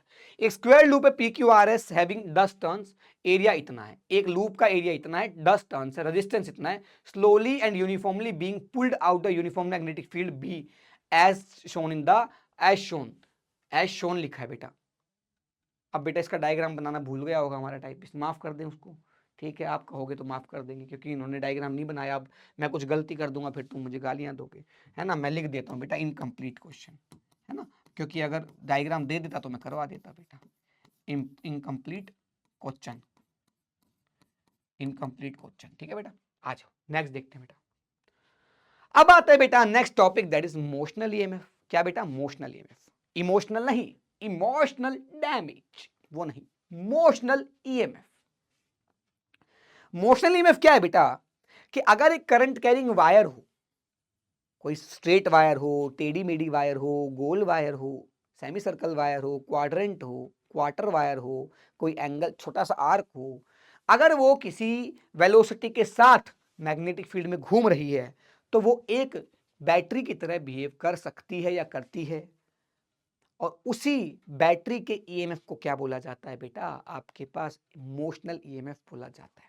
सर फिर से अगर कोई कंडक्टिंग वायर है, सीधी हो, कंडक्टिंग रोड है, कंडक्टिंग टेढ़ी मेढ़ी वायर है, कंडक्टिंग सेमी सर्कुलर वायर है, कंडक्टिंग क्वार्टर वायर है, कंडक्टिंग आर्क है, मतलब बस वो कंडक्टिंग मटेरियल से बनी होनी चाहिए।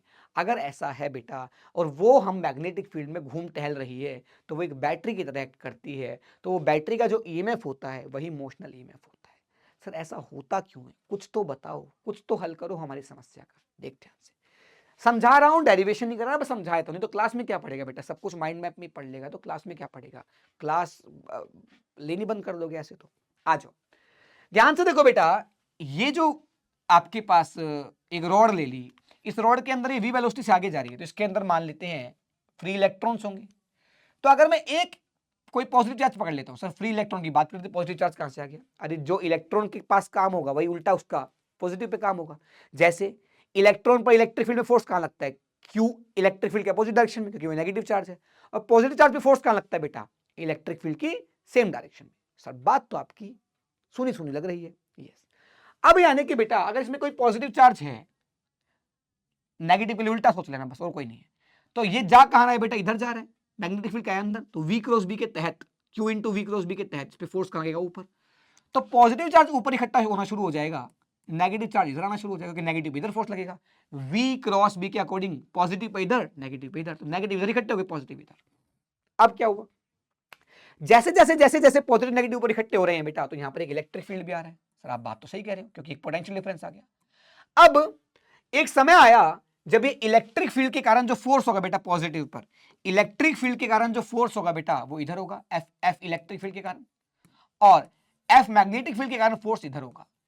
तो एक समय के बाद जैसे जैसे चार्ज रीअरेंज हुए बहुत सारे, इलेक्ट्रिक फील्ड स्ट्रांग होता गया, एक समय के बाद ऐसा समय आया जब इलेक्ट्रिक फील्ड के कारण जो फोर्स आ रहा है और मैग्नेटिक फील्ड के कारण जो फोर्स आ रहा है वो एक दूसरे को कैंसिल आउट कर रहे हैं, तो अब कोई नेट फोर्स नहीं है। नेट फोर्स नहीं तो बेटा चार्ज रीअरेंज होना बंद हो जाएंगे।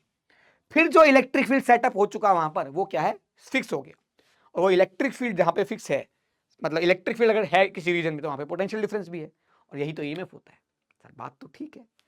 तो अगर आपको फॉर्मूला जानना है, फॉर्मूला क्या होता है बेटा, सबसे बेसिक फॉर्मूला तो ये होता है V cross B dot DL। Sir क्या बोल दिया, समझ नहीं आया। इसके लिए बच्चे को वेक्टर का ज्ञान होना चाहिए। अगर वेक्टर नहीं आता तो फिजिक्स नहीं आती, ये बात जान लो। कड़वी लगेगी, अच्छी नहीं लगेगी, सुनने में बुरा लगेगा, दिल दर्द होगा, दुख दर्द होगा, लेकिन एक बात जान लो, जिस बच्चे का वेक्टर नहीं आता वो बच्चा फिजिक्स में कभी नहीं कुछ कर सकता। बिना वेक्टर के फिजिक्स इज इम्पॉसिबल। कोई कहता है कि मैं समझा सकता हूं, तो भैया उन गुरु जी के पास समझने चले जाना, उनके शरण ले लेना, वो बहुत आध्यात्मिक गुरु होंगे दुनिया के। लेकिन बिना वेक्टर के मुझे तो लगता नहीं कि फिजिक्स आपको समझ में आ सकती है। अब देखो ध्यान से बेटा, V क्रॉस बी, V मतलब वेलोसिटी वेक्टर, B मतलब magnetic field vector. V cross B का मैग्नीट्यूड कितना होता है sir, V into B into sine of, sine कौन से एंगल का, इन दोनों के बीच का एंगल का। V क्रॉस B का जो ओपन करोगे मैग्नीट्यूड आएगा वो कितने किसके बराबर आएगा, V का मैग्नीट्यूड, B का मैग्नीट्यूड इंटू साइन ऑफ इन दोनों के बीच का एंगल। लेकिन एक बात पता है, क्रॉस प्रोडक्ट से जो वेक्टर आता है, क्रॉस प्रोडक्ट से जो रिजल्टेंट आता है वो भी एक वेक्टर ही होगा। तो V क्रॉस B की डायरेक्शन कैसे निकलेगी बेटा, V की तरफ उंगलियां रखो, B की तरफ घुमाओ। जैसे यहां पर देखो, V इधर B अंदर, तो V क्रॉस B से डायरेक्शन कहां है, ऊपर। DL क्या है बेटा, उस कंडक्टर का छोटे से टुकड़े का लेंथ, इस कंडक्टर के छोटे से टुकड़े का लेंथ, क्योंकि हम पूरे के लिए एकदम से निकाल सकते हैं, हम छोटे छोटे टुकड़ों के लिए निकालते हैं।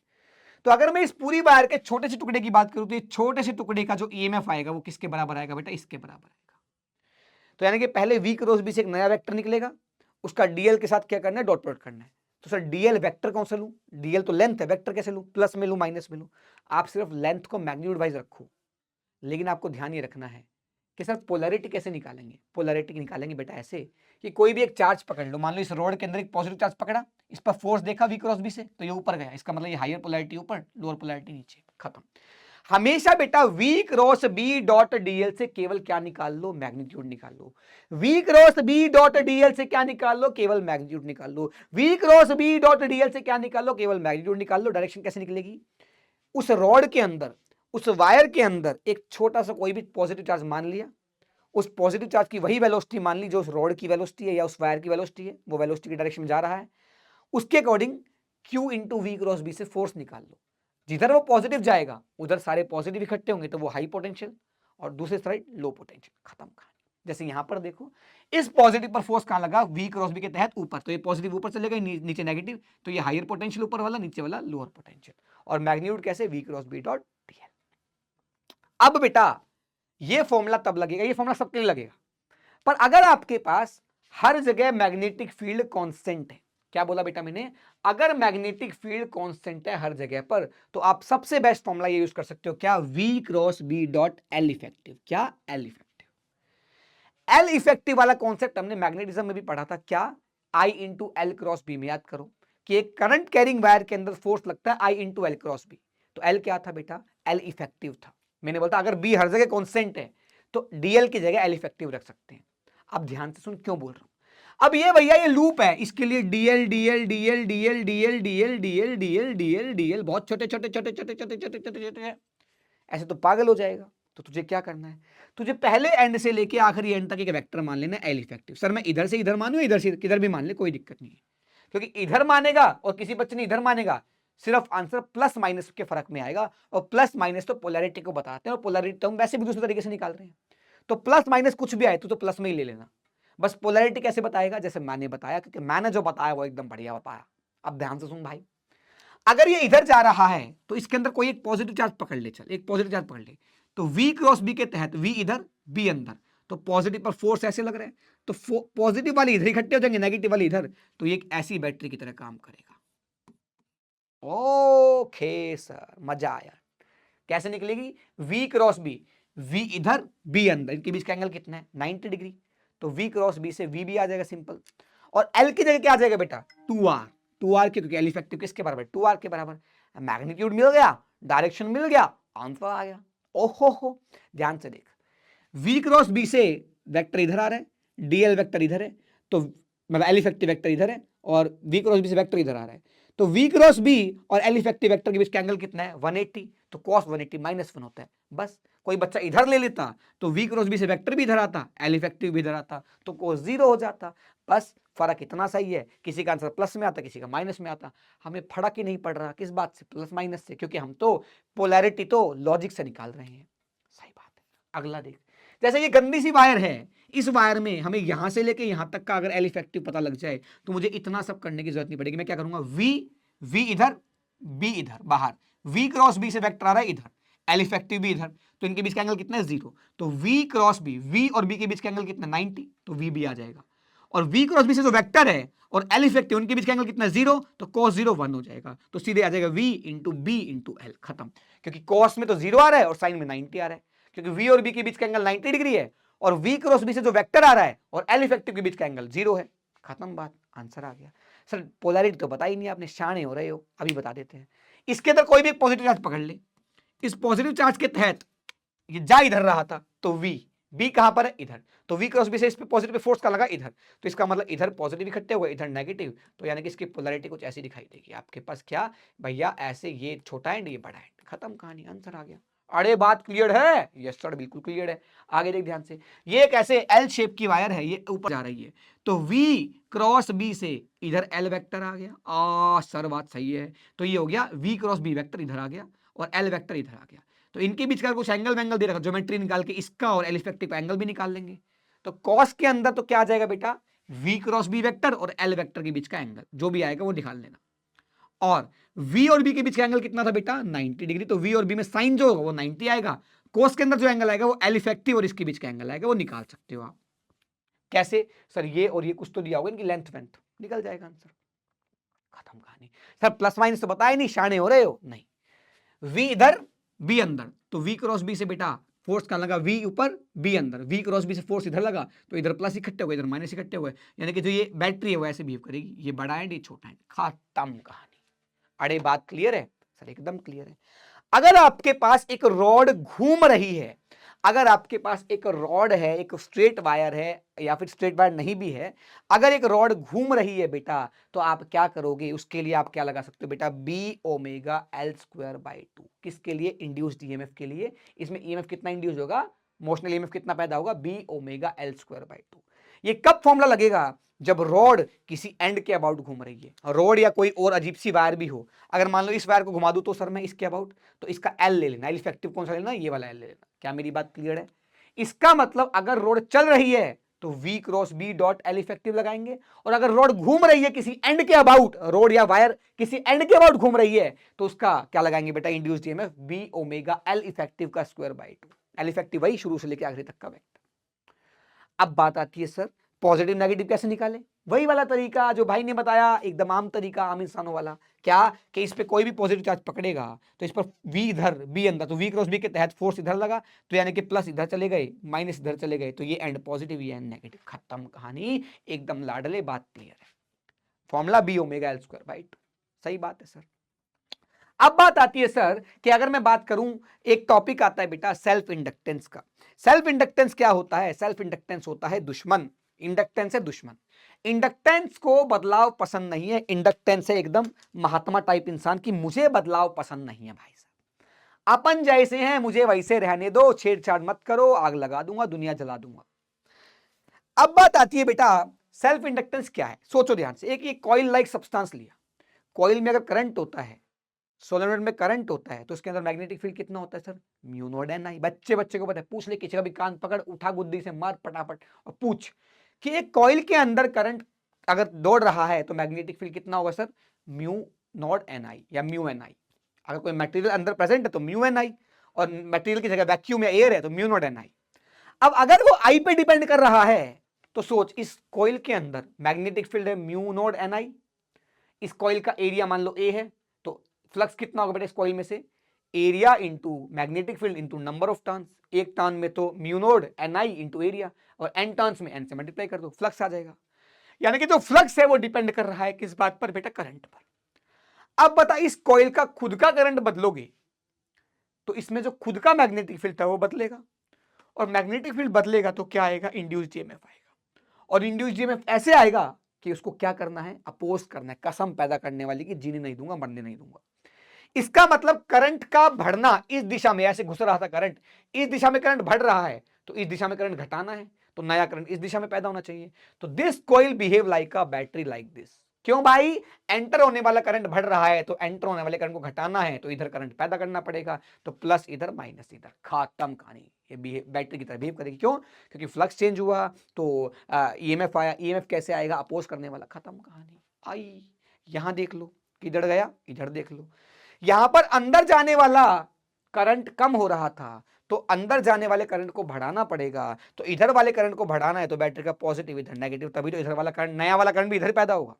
अरे नया वाला करंट अगर करंट की पुराने की दिशा में हो तो बेटा बढ़ा देगा, पुराने के अपोजिट दिशा में हो तो घटा देगा। तो यानी कि अगर अपने को ये वाला करंट बढ़ रहा था तो अपोजिट दिशा में करंट पैदा करना पड़ेगा, और अगर ये करंट घट रहा है अंदर जाने वाला, तो अंदर वाले को और बढ़ाना पड़ेगा, तो इस तरफ ही और करंट बढ़ गया। बात तो आपकी मजेदार है, लॉजिकल है। अब बात आता है बेटा, खुद देख पा रहे हो कि इस कॉइल में जो भी फ्लक्स था वो किसके डिपेंडेंट है बेटा, जैसे आई की, जैसे म्यू नोड एन आई, ये तो क्या है, magnetic field, area pi R square, number of turns capital है, तो बाकी सब तो कांस्टेंट है, क्या वेरी कर रहा है बेटा, करंट। तो magnetic flux is proportional to I. जब इस प्रोपोर्शनलिटी का साइन हटाया तो उसका नाम दिया गया सेल्फ इंडक्टेंस एल। क्या नाम दिया गया, सेल्फ इंडक्टेंस एल। जैसे V is equal to I R में हमने पढ़ा था कि जो R है वो I और V पे डिपेंड नहीं करता, ऐसे ही phi is equal to L I में अपन ने पढ़ा है कि जो L है वो फाई और I पे डिपेंड नहीं करता, देखने में भले ही लग रहा हो, लेकिन L is independent of flux and electric current inside it, खत्म। Yes sir. तो सर किस पे डिपेंड करेगा, आइए तो अब देखिए ध्यान से बेटा, यहां से देखिए इस कॉइल के अंदर मैंने फ्लक्स लिखने की कोशिश की, म्यू नोड एन आई, मैग्नेटिक फील्ड अंदर का, एक लूप का एरिया पाई आर स्क्वायर है, ऐसे ऐसे कितने टर्न्स है, एन टर्न्स है, तो फ्लक्स लिख दिया। ये फ्लक्स ही किसके बराबर है, आई एल इंटू आई के बराबर है। तो ध्यान से देखो, आई से आई कट गया तो एल किसके बराबर आ गया, mu naught N pi R square into capital N. Capital N को लिख सकते हो आप, कैपिटल एन क्या होता है, number of turns, small N क्या है, number of turns upon length, यानी कि capital N by length is equal to small N होता है। तो कैपिटल एन को लिखा जा सकता है स्मॉल एन इंटू एल, तो स्मॉल एन दो बार हो जाएगा, एन स्क्वायर हो जाएगा और एल आ जाएगा। म्यू नोड एन स्क्वायर, देखो पाई आर स्क्वायर इसका एरिया है, लेंथ इसका ये, तो एक सिलेंडर का वॉल्यूम बन गया, तो इसको लिखा जा सकता है बेटा mu naught N square into volume. और अगर आप स्मॉल एन को कैपिटल एन बाई एल लिखना चाहो तो उससे भी लिख सकते हो, म्यू नोड कैपिटल एन का square pi R square upon में एल, एक ऊपर वाले एल से एक नीचे वाले एल कट गया और कुछ नहीं है। तो अलग अलग फॉर्मूले किसके बेटा, एन के। अब आपको पता है बेटा इंड्यूस्ड ईएमएफ होता है बेटा minus D phi by D T, और यहां पर फाई किसके बराबर है, एल आई के बराबर, तो minus L d I by D T क्या होगा बेटा, आपके पास इंड्यूस्ड ईएमएफ आएगा किसमें, इस सोलेनॉइड में। यानी कि एक इंडक्टर में, ये सोलेनॉइड को अब हम बोलेंगे इंडक्टर, एक इसको डिवाइस बना दिया, इसका नाम ले लिया क्या, इंडक्टर। और इंडक्टर बेटा क्या है आपके पास, उसके अंदर एक इंड्यूस्ड ईएमएफ आता है, इस इंड्यूस्ड ईएमएफ को बैक ईएमएफ भी बोला जाता है। क्या बोला जाता है, बैक ईएमएफ। क्यों, क्योंकि ये क्या कर रही है, बैक कर रही है, अपोज कर रही है किसको, पुरानी वाली ईएमएफ को, पुराने वाले चेंज को। तो यानी कि इस बैक ईएमएफ या इंड्यूस्ड ईएमएफ को का जो फॉर्मूला है वो किसके बराबर है, L d I by D T. Sir minus लगाऊं कि नहीं लगाऊं, मत लगा अगर दिमाग तेरे में है तो।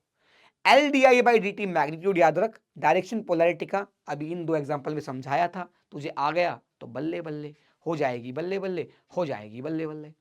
आहा डिकचक डिकचक डिकचक, आहा तुझे इतने सवाल आए हैं मेंस में इसके ऊपर, तू देखता रह जाएगा। आ जाओ जी। अगर आपके पास इंडक्टर सीरीज में कनेक्ट हो तो नेट इंडक्टेंस कितना आएगा, self inductance L1 plus L2 plus L3। जो फॉर्मूले रेजिस्टेंस में थे वही फॉर्मूले यहां पर हैं, सेम। यानी कि रेजिस्टेंस और इंडक्टेंस वाले सीरीज पैरेलल के फॉर्मूले सेम होते हैं। इन द सेम वे कैपेसिटेंस और स्प्रिंग के फॉर्मूले, के इफेक्टिव वाले फॉर्मूले जो स्प्रिंग में पढ़ते हैं 11th क्लास में, वो सेम होते हैं, जो कि रेजिस्टेंस और इंडक्टर से उल्टे होते हैं। यानी कि दो ग्रुप बन गए, दो भाई भाई बन गए, इंडक्टर और रेजिस्टेंस ने बोला कि हमारे फॉर्मूले सेम, कैपेसिटेंस और उन्होंने बोला, स्प्रिंग वालों ने बोला कि हमारे फॉर्मूले सेम। सीरीज पैरेलल की बात बता रहा हूं, और इन दोनों ग्रुप के फॉर्मूले आपस में उल्टे हैं, जो इनके सीरीज में है उनके यहाँ पैरेलल में लगेंगे, इनके जो पैरेलल में उनके यहाँ सीरीज में लगेंगे, खत्म कहानी। आ जाओ। अब बात आती है गुरुजी, मैंने कुछ क्वेश्चन लिखे हैं आपके स्क्रीन पे, तुम्हें समझ में आएगा, मजा आएगा, मजा आएगा, ध्यान दो। अगर आपके पास ये एक इंडक्टर है, ये 4 हेनरी का है, किसकी यूनिट होती है बेटा? हेनरी इंडक्टेंस की। शायद मैं पॉइंट बोलना भूल गया हूं, यहाँ पे लिखा हुआ है, मैंने कहीं ना कहीं लिखा होगा, नहीं लिखा नहीं रहा। SI unit of L is Henry. Inductance की यूनिट, सेल्फ इंडक्टेंस या कोई भी इंडक्टेंस, उसकी यूनिट क्या होती है बेटा? हेनरी। अब ध्यान से सुनना बेटा, अगर एक इंडक्टर है 4 हेनरी का, उसमें करंट एंटर कर रहा है I, किसी मोमेंट पे करंट I है, और वो करंट di/dt दे रखा है, di/dt पॉजिटिव दे रखा है। मतलब ध्यान सुनना, di का मतलब क्या है? Change in current upon time. Change का मतलब final minus initial. Final minus initial positive में दे रखा है, इसका मतलब क्या है बेटा? फाइनल वैल्यू ज्यादा है, इनिशियल कम है, इसका मतलब करंट बढ़ रहा है। अगर इधर जाने वाला करंट बढ़ेगा तो इधर जाने वाले करंट को कम करना है, तो नया करंट ऐसे पैदा होगा, तो बैटरी ऐसे दिखाई देगी। खत्म कहानी। यानी कि VA वाला एंड बड़ा होगा, VB वाला एंड छोटे पोटेंशियल पे होगा, और ये बैटरी का जो मैग्नीट्यूड आएगा EMF का, वो कितना आएगा बेटा? LdI/dt। L की वैल्यू 4, di/dt 4, 16 आ गया। खत्म कहानी। आपको -LdI/dt याद नहीं रखना, आपको LdI/dt याद रखना है। मामला शांत हो जाएगा, एकदम सपाट हो जाएगा। अगला देख, ध्यान से देख मेरे लाडो, कि इधर करंट जा रहा है 2 एम्पियर का, इस क्षण पे तो 2 एम्पियर है, जिस क्षण पे मैंने दिखाया। अब इसने बोला तो di/dt वो -1 एम्पियर पर सेकेंड है। इसका मतलब क्या है? माइनस का मतलब क्या है? करंट समय के साथ घट रहा है। अगर इधर जाने वाला करंट घट रहा है, तो इधर जाने वाले करंट को बढ़ाना है, तो सेल्फ इंडक्टर जो बैटरी बनाएगा अपने अंदर, जो बिहेव करेगा, वो कैसे करेगा? एक ऐसी बैटरी की तरह जिसमें इधर ही करंट आए ताकि बढ़ जाए। तो यानी कि बैटरी ऐसी दिखाई देगी। इस बैटरी का EMF कितना होगा सर? LdI/dt। L कितना है सर? 2। di/dt कितना है सर? 1। सर -1 क्यों नहीं? अरे माइनस प्लस पोलैरिटी को बता रहा था, गलती मत कर दी हो। तो यहां पर कितना आएगा बेटा? 2 × 1, 2 आ गया। अब ये बैटरी का पोलैरिटी पता लग गई, मैग्नीट्यूड पता लग गया। अब बचा है करंट इलेक्ट्रिसिटी का सवाल। ये करंट इलेक्ट्रिसिटी से आप जानते हो कि इधर पोटेंशियल VA है, तो VA से इधर जंप करोगे तो यहां का पोटेंशियल बढ़ जाएगा। क्यों? क्योंकि ये छोटा डंडा है, ये बड़ा डंडा है। बड़े डंडे पर पोटेंशियल बढ़ जाता है। कितना बढ़ेगा बेटा? 2 के बराबर बढ़ जाएगा। तो यहां VA था, तो यहां VA+2 हो जाएगा। अब करंट जा रहा है I से, वो कितना है बेटा? 2 एम्पियर करंट है। अब रजिस्ट करंट की डायरेक्शन में, करंट की डायरेक्शन में, करंट की डायरेक्शन में पोटेंशियल क्या होता है? घटता है। तो करंट इधर है और हम इधर ही चल रहे हैं, तो पोटेंशियल घटेगा। कितना घटेगा? VI × R। I कितना है? 2। R कितना है? 2। तो 4 घट जाएगा। तो जितना यहां था उसमें से 4 कम हो गया। सही बात है सर। अब ये पॉजिटिव डंडे से नेगेटिव की तरफ जा रहे हैं, तो और कम हो जाएगा। कितना कम हो जाएगा? EMF, जितना भी EMF है 5 वोल्ट है, तो 5 और कम हो जाएगा। 5 और कम हो गया। और ये पॉइंट क्या है? VB यही तो है, ये VB का ही तो पोटेंशियल है। सर सही कह रहे हो। और VB यानी कि ये पूरा पोटेंशियल VB का है, तो VA - VB किसके बराबर आ गया? 7 वोल्ट के बराबर। सही मायने में सिर्फ ये लिखना इस चैप्टर का पार्ट, बाकी तरह तो करंट इलेक्ट्रिसिटी का पार्ट है। अब करंट इलेक्ट्रिसिटी नहीं आता है तो भैया मैं कुछ नहीं कर सकता भाई, सॉरी, आई एम सॉरी। ठीक है, आज इसके बाद बात आती है बेटा एनर्जी इन द इंडक्टर। अगर आपसे कोई पूछे कि भैया एक स्विच क्लोज किया, उसमें करंट आना चालू हुआ, करंट बढ़ते बढ़ते बढ़ते बढ़ते I0 तक पहुंच गया। कहां तक? I0 तक। तो इस दौरान उस इंडक्टर ने अपने अंदर कितनी एनर्जी स्टोर करके रखी, कोई ये पूछ ले तो कैसे निकालते हैं? मैंने पूरा डेरिवेशन कर दिया। बताओ किसी भी समय पर इस इंडक्टर में जो पावर होगी वो किसके बराबर होगी? Sir I × voltage. वोल्टेज कौन सी? इंडक्टर की, वो होती है LdI/dt। तो अगर मैं पावर को लिख सकता हूं एनर्जी अपॉन टाइम, DE/dt, और वो किसके बराबर है? ILdI/dt। dt से dt कैंसिल हो गया, तो DE आया, यानी कि छोटी सी जो एनर्जी आई वो किसके बराबर आई? L × I × DI। मुझे कहां से कहां तक एनर्जी चाहिए? जब करंट 0 से लेकर I0 तक हो गया, लेकिन जब कुछ भी करंट नहीं था और जब I0 तक पहुंच गया, तब तक कितनी एनर्जी स्टोर करी? मैंने वो निकाला, और वो फॉर्मूला है ½ LI0 का स्क्वायर। ½ LI0 का स्क्वायर बच्चे समझते कि किसी इंस्टेंट पर एनर्जी है, नहीं भाई, ये वो एनर्जी है जो शुरू से लेके I0 करंट के सेटअप होने तक कितनी स्टोर हो गई, दैट इज ½ LI0 का स्क्वायर। ये जो एनर्जी है उसको कैपिटल U से भी शो कर देते हैं, या फिर कैपिटल UB से भी शो कर देते हैं। और ये जो एनर्जी है वो किस फॉर्मेट में स्टोर्ड है बेटा? मैग्नेटिक फील्ड के फॉर्म में स्टोर्ड है। जैसे कैपेसिटर के अंदर जो एनर्जी होती है बेटा वो इलेक्ट्रिक फील्ड की फॉर्म में स्टोर होती है, और यहां पर जो एनर्जी होगी वो किसकी फॉर्म में स्टोर होगी बेटा? आपके पास मैग्नेटिक फील्ड की फॉर्म में स्टोर होगी। क्या मेरी बात झन्नाटेदार क्लियर है? सही बात है। अगर मैं बात करूं एनर्जी डेंसिटी की, तो एनर्जी डेंसिटी है बेटा टोटल एनर्जी अपॉन वॉल्यूम। तो जो टोटल एनर्जी है ½ LI² है, और वॉल्यूम कितना है बेटा उस सोलेनॉइड का या इंडक्टर का? πr²L।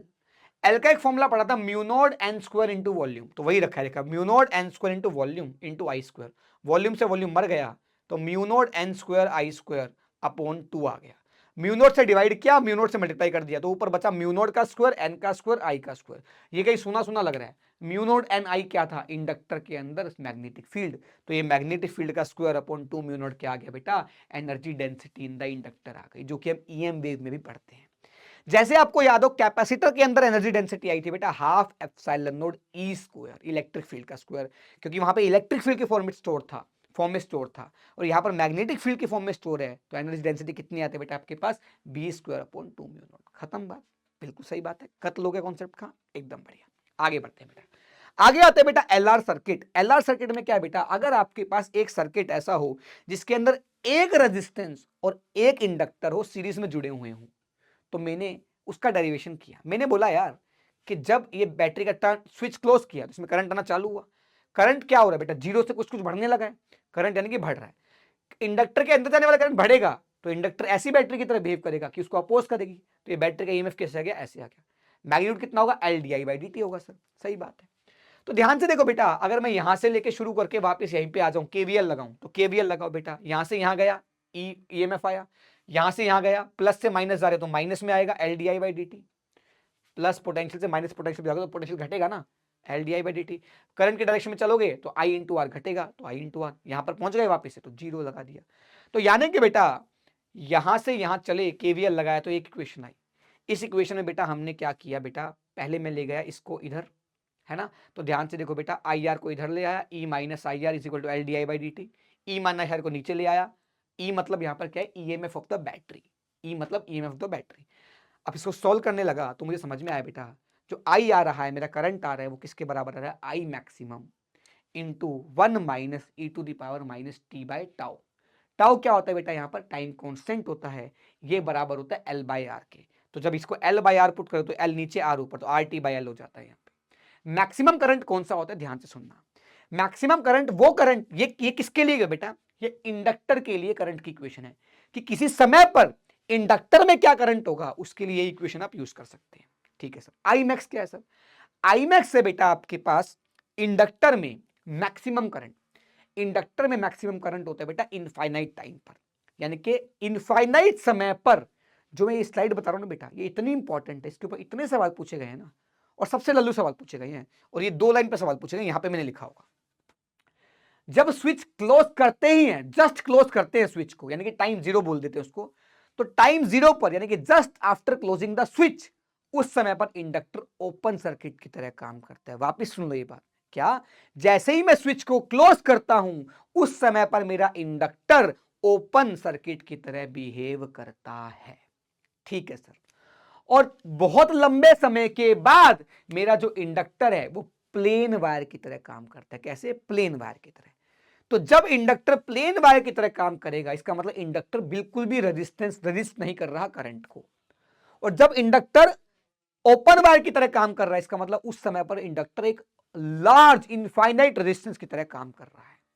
इसका मतलब शुरुआत में स्विच क्लोज करते ही इंडक्टर को बहुत ज्यादा रेजिस्टेंस शो करता है करंट के आने के लिए, और इनफाइनाइट समय के बाद जो इंडक्टर है वो बिल्कुल रेजिस्टेंस शो नहीं करता करंट को, बिल्कुल रेजिस्टेंस शो नहीं करता। यानी कि मैक्सिमम करंट कब होगा, जब बहुत समय बीत चुका होगा, क्योंकि उस समय पे इंडक्टर कह रहा है आ जा यार, थक गया मैं, तू आ जा।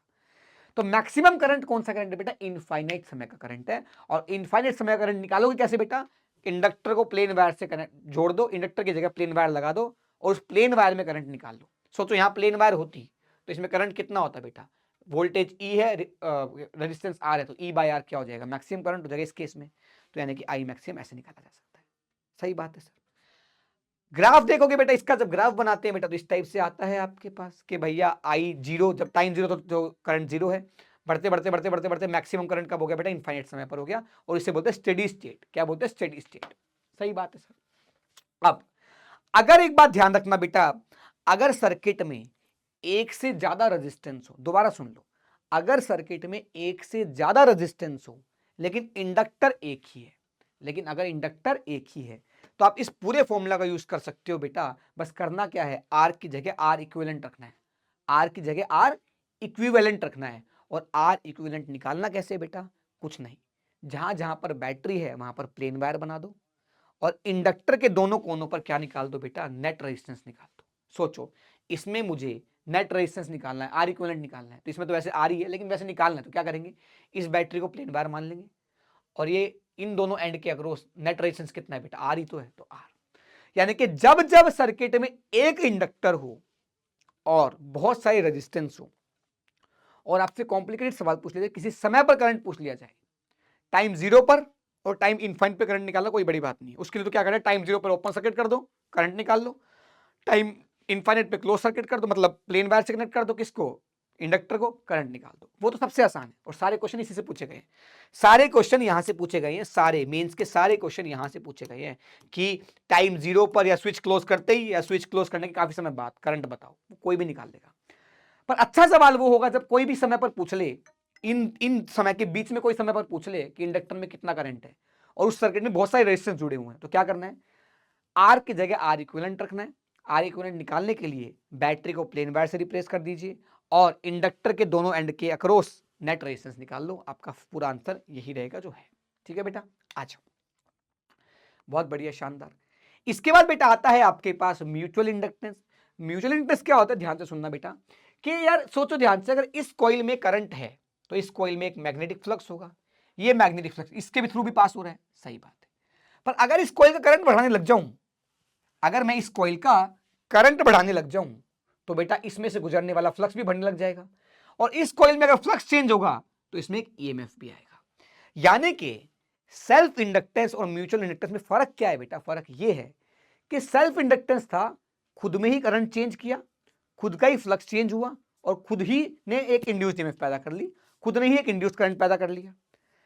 म्यूचुअल में क्या है बेटा, करंट किसी और में चेंज होगा, फ्लक्स किसी और का होगा जो कि अपने से भी एसोसिएटेड है, तो उसका फ्लक्स हमसे भी जुड़ा हुआ है, तो उसकी जिंदगी में कुछ चेंज आए तो हमारी में भी आए। क्या मेरी बात क्लियर है? ये रियल लाइफ से बेस्ड है बेटा कि आप क्या करोगे। देखो कितना सही एग्जांपल है, समझो आपकी लाइफ में कोई प्रॉब्लम आई तो आप क्या करोगे, उस प्रॉब्लम को ढूंढने की कोशिश करोगे। सेम सेल्फ इंडक्टेंस है कि आपकी लाइफ में ही प्रॉब्लम आई, यानी कि आपकी लाइफ में चेंज आया है, आपकी लाइफ में मुश्किलें आई हैं, चेंज आया है, तो आप उस चेंज को क्या करोगे, रजिस्ट करोगे, अपोज करोगे, आप उनको मुश्किलों को कम करने की कोशिश करोगे। ये आपकी प्रॉपर्टी। एक दूसरा सुन, आपकी वाइफ है, होने वाली वाइफ है, उसकी लाइफ में प्रॉब्लम आई लेकिन उससे अफेक्ट तो आप भी हुए, तो आपने भी तो कुछ अपोज किया उस चेंज को। यस, ये क्या है, म्यूचुअल इंडक्टेंस, हमारे आपस की बात है।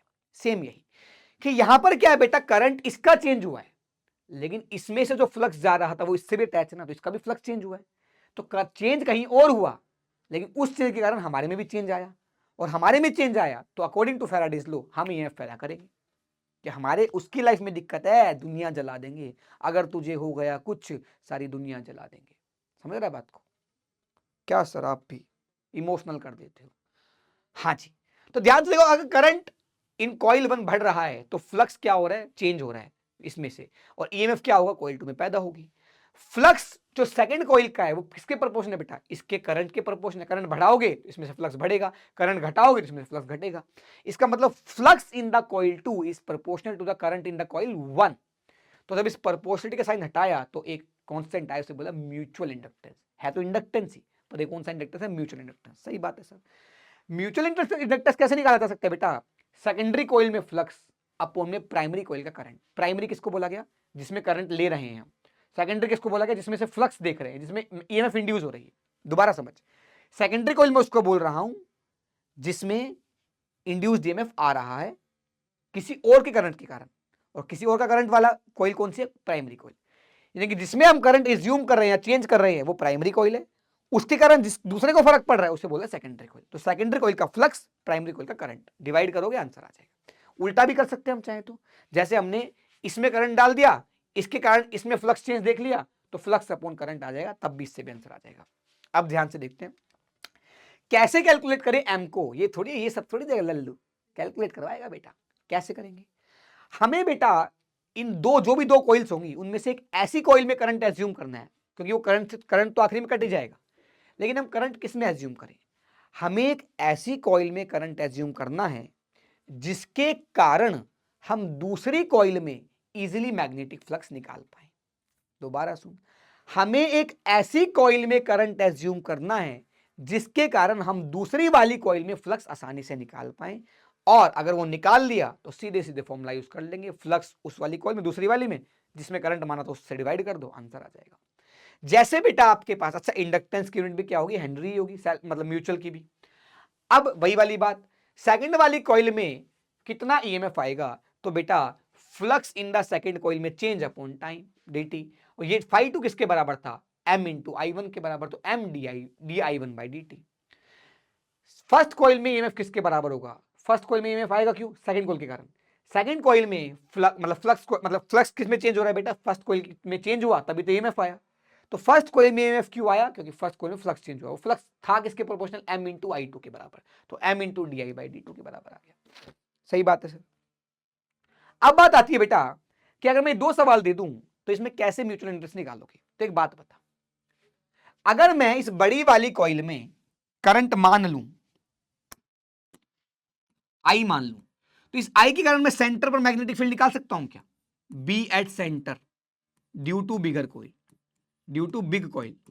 हाँ सर निकाल सकते हैं। वो किसके बराबर होगा सर, वो होगा sir mu naught into I upon 2 into B, radius B है। हाँ, तो ये जो सेंटर है, ये कॉइल जो है ऑलमोस्ट सेंटर पे ही पड़ी हुई है, क्यों, क्योंकि सर ये कॉइल बहुत छोटी रेडियस की है, तो इस कॉइल में मैग्नेटिक फ्लक्स निकाला जा सकता है, निकाला जा सकता है। तो फ्लक्स इन सेकेंडरी कॉइल किसके बराबर है, तो मैंने इसको प्राइमरी मान लिया, इसको सेकेंडरी। सेकेंडरी कॉइल में फ्लक्स किसके बराबर आएगा, यहां का मैग्नेटिक फील्ड सर वो है mu not I upon 2b। सही बात है सर। और या इसका एरिया पाई ए स्क्वायर, ये आ गया इसका फ्लक्स। और जो फ्लक्स सेकेंडरी कॉइल में होगा वो किसके बराबर होगा बेटा आपके पास, है ना, वो होगा sir mutual inductance into current in primary coil. Primary coil में करंट कितना था, आई था, तो आई से आई तो कट गया आपके पास।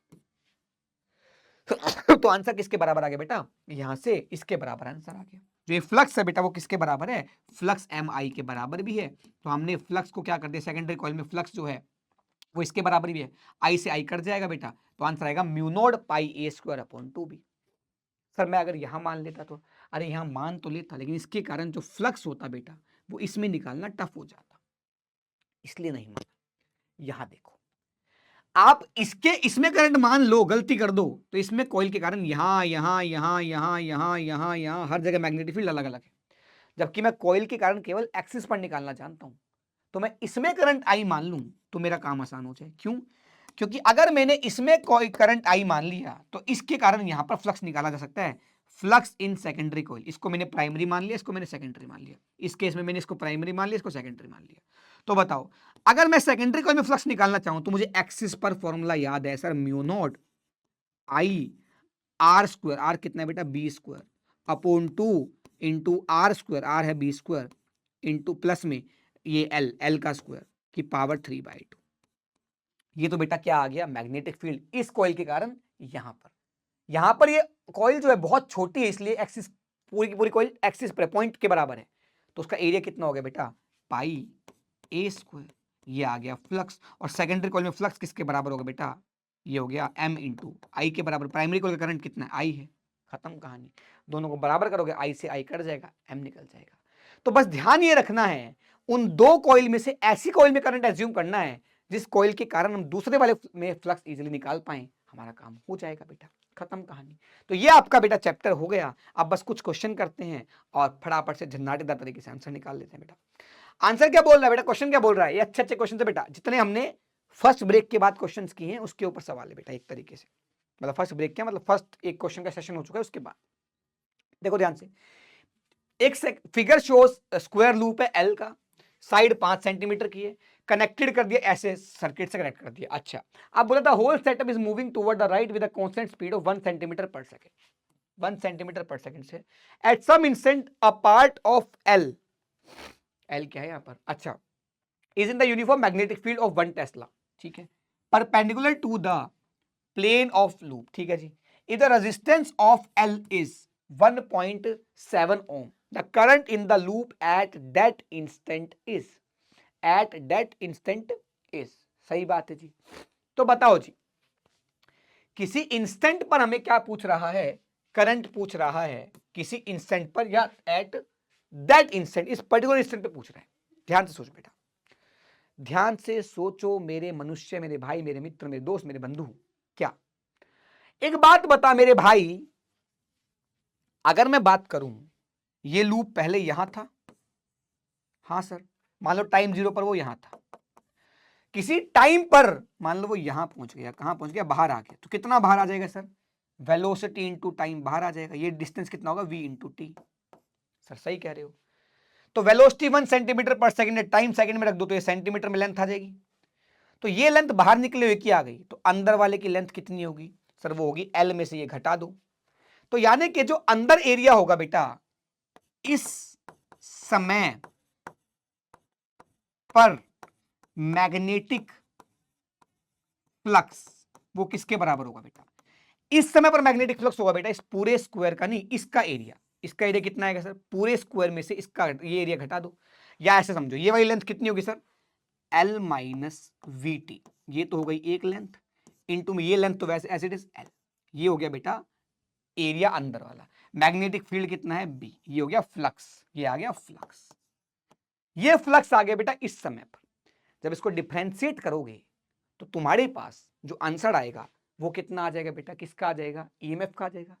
इस लूप में ईएमएफ आ गई, इस लूप का रेजिस्टेंस पता है, तो इस लूप में करंट आ गया। सही बात है। अब पूछा क्या था, the current in the loop, अच्छा लूप में करंट पूछा तो ईएमएफ तो आ गई। अब रेजिस्टेंस, एक रेजिस्टेंस तो दे रखा है बेटा कितना, 1.7 का, बाकी नहीं दे रखा। पूरे लूप में कितना रेजिस्टेंस, देखो ध्यान से, जब करंट यहां एंटर मारेगा या यहां से एंटर मारेगा तो ये कुछ व्हीटस्टोन ब्रिज जैसा दिखाई दे रहा है, 2/1, 2/1 के बराबर ये कट गया, तो 2 इंटू 3, 2 इंटू 1, ये किस में आ गया बेटा, सॉरी 2 इंटू 2, 2 और 2 4, और 1 और 1 2, ये 4 और ये 2 किस में आ जाएंगे, पैरेलल में। तो ये जो नेट रेजिस्टेंस आएगा इसका आर नेट आएगा, वो आ जाएगा सर जी आर नेट, इसका आर नेट आएगा, इसका आर नेट आ जाएगा सर 4 इंटू 2/4 प्लस 2, यानी कि 8/6, ये आपके पास आएगा, यानी कि 4/3। 4/3 ओम तो इसका रेजिस्टेंस आ गया, एक इसका रेजिस्टेंस ऑलरेडी है, और बेटा आपके पास ईएमएफ यहां से निकालोगे d5/dt से, आंसर निकल जाएगा, गारंटीड आएगा, टेंशन मत लेना। अब सॉल्व कर ले, मेरे पास जगह कम है इसलिए मैं तुम्हारे लिए छोड़ देता हूं, और टाइम भी कम है ऑब्वियसली। चलो जी आगे देखते बेटा। एक सॉलिड मेटल क्यूब है, एज लेंथ 2 सेंटीमीटर है, moving in the positive Y direction, constant है, there is the uniform magnetic field इतना, पॉजिटिव जेड डायरेक्शन में, the potential difference between the two faces. अच्छा सवाल है, होमवर्क में आप करोगे इसको। सर सही बात है, नेक्स्ट देखते हैं बेटा। आगे देखिए, एक वायर है जिसका लेंथ L है, वो मूव कर रहा है 8 centimetre at the right angle to the magnetic field of, इतना राइट एंगल है बेटा, वेलोसिटी और फील्ड के बीच में एंगल कितना है, 90 डिग्री है। The magnitude of the induced EMF between the ends of the wire, तो भाई साहब बच्चे को पता है क्या फॉर्मूला लगेगा, V cross B dot dl। तो इंड्यूस्ड ईएमएफ आएगा बेटा V cross B dot L effective बोल लेते हैं। तो बेटा V क्रॉस B के बीच का एंगल कितना है बेटा, वो 90 डिग्री है। तो V तो आ गया बेटा 8, B आ गया 2 इंटू साइन 90 आ गया 1, और जो लेंथ है उससे मल्टीप्लाई कर दो, वो कितना दे रखा है बेटा, वो लेंथ दे रखी है बेटा कितना, 1 मीटर। तो आंसर आ गया बेटा 16 वोल्ट। हमारे यहाँ तो ऐसे ही आंसर निकाले जाते हैं, तुम भी निकाल लेना। आंसर डी आ गया, लल्लू सवाल। आ जाओ जी नेक्स्ट। एक ईएमएफ है बेटा 0.08 वोल्ट का, अरे सॉरी, एक ईएमएफ है बेटा 0.08 वोल्ट का, और वो इंड्यूस कर दिया मेटल रोड में, लेंथ है 10 सेंटीमीटर का, ठीक है जी। Head normal to the uniform magnetic field when moves with the velocity, velocity पूछ रहा है आपकी बार, बस फॉर्मूला तो वही रहेगा, EMF is equal to V cross B dot DL, या एल इफेक्टिव बोल लेते हैं। तो V और B के बीच का एंगल तो 90 डिग्री है, या फिर हाँ 90 डिग्री है। तो बेटा लेंथ इतना है, held normal to the magnetic field, ठीक है जी। तो ध्यान से देखो, ये आ गया बेटा आपके पास, V का मैग्नीट्यूड हमें पता नहीं, B का मैग्नीट्यूड 0.4 टेस्ला है, लेंथ 10/100 है। सर आप कैसे कर देते 10/100, अरे सेंटीमीटर में घोचू। तो ईएमएफ किसके बराबर है बेटा, 0.08 के बराबर है, 0 से 0 मर गया है, तो V जो आ गया है वो आ गया 4/100 इज इक्वल टू 0.08।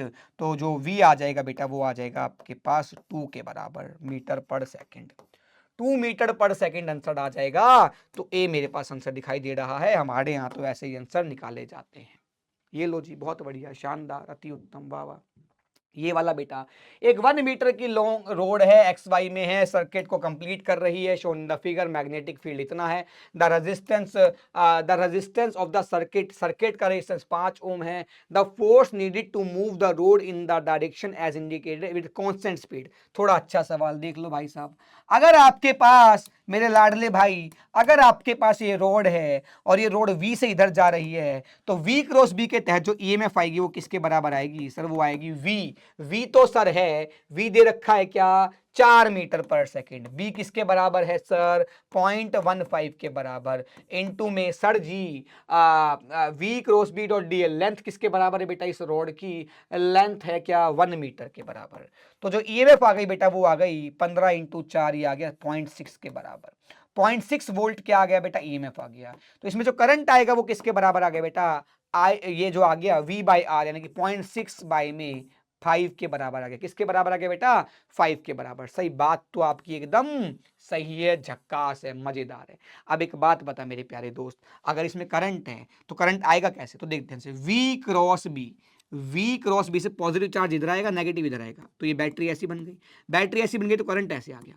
अब I into L cross B से फोर्स ऐसे लग रहा है, ये ऐसे एक फोर्स लग गया, मैग्नेटिक फोर्स, वो किसके बराबर होगा? ILB।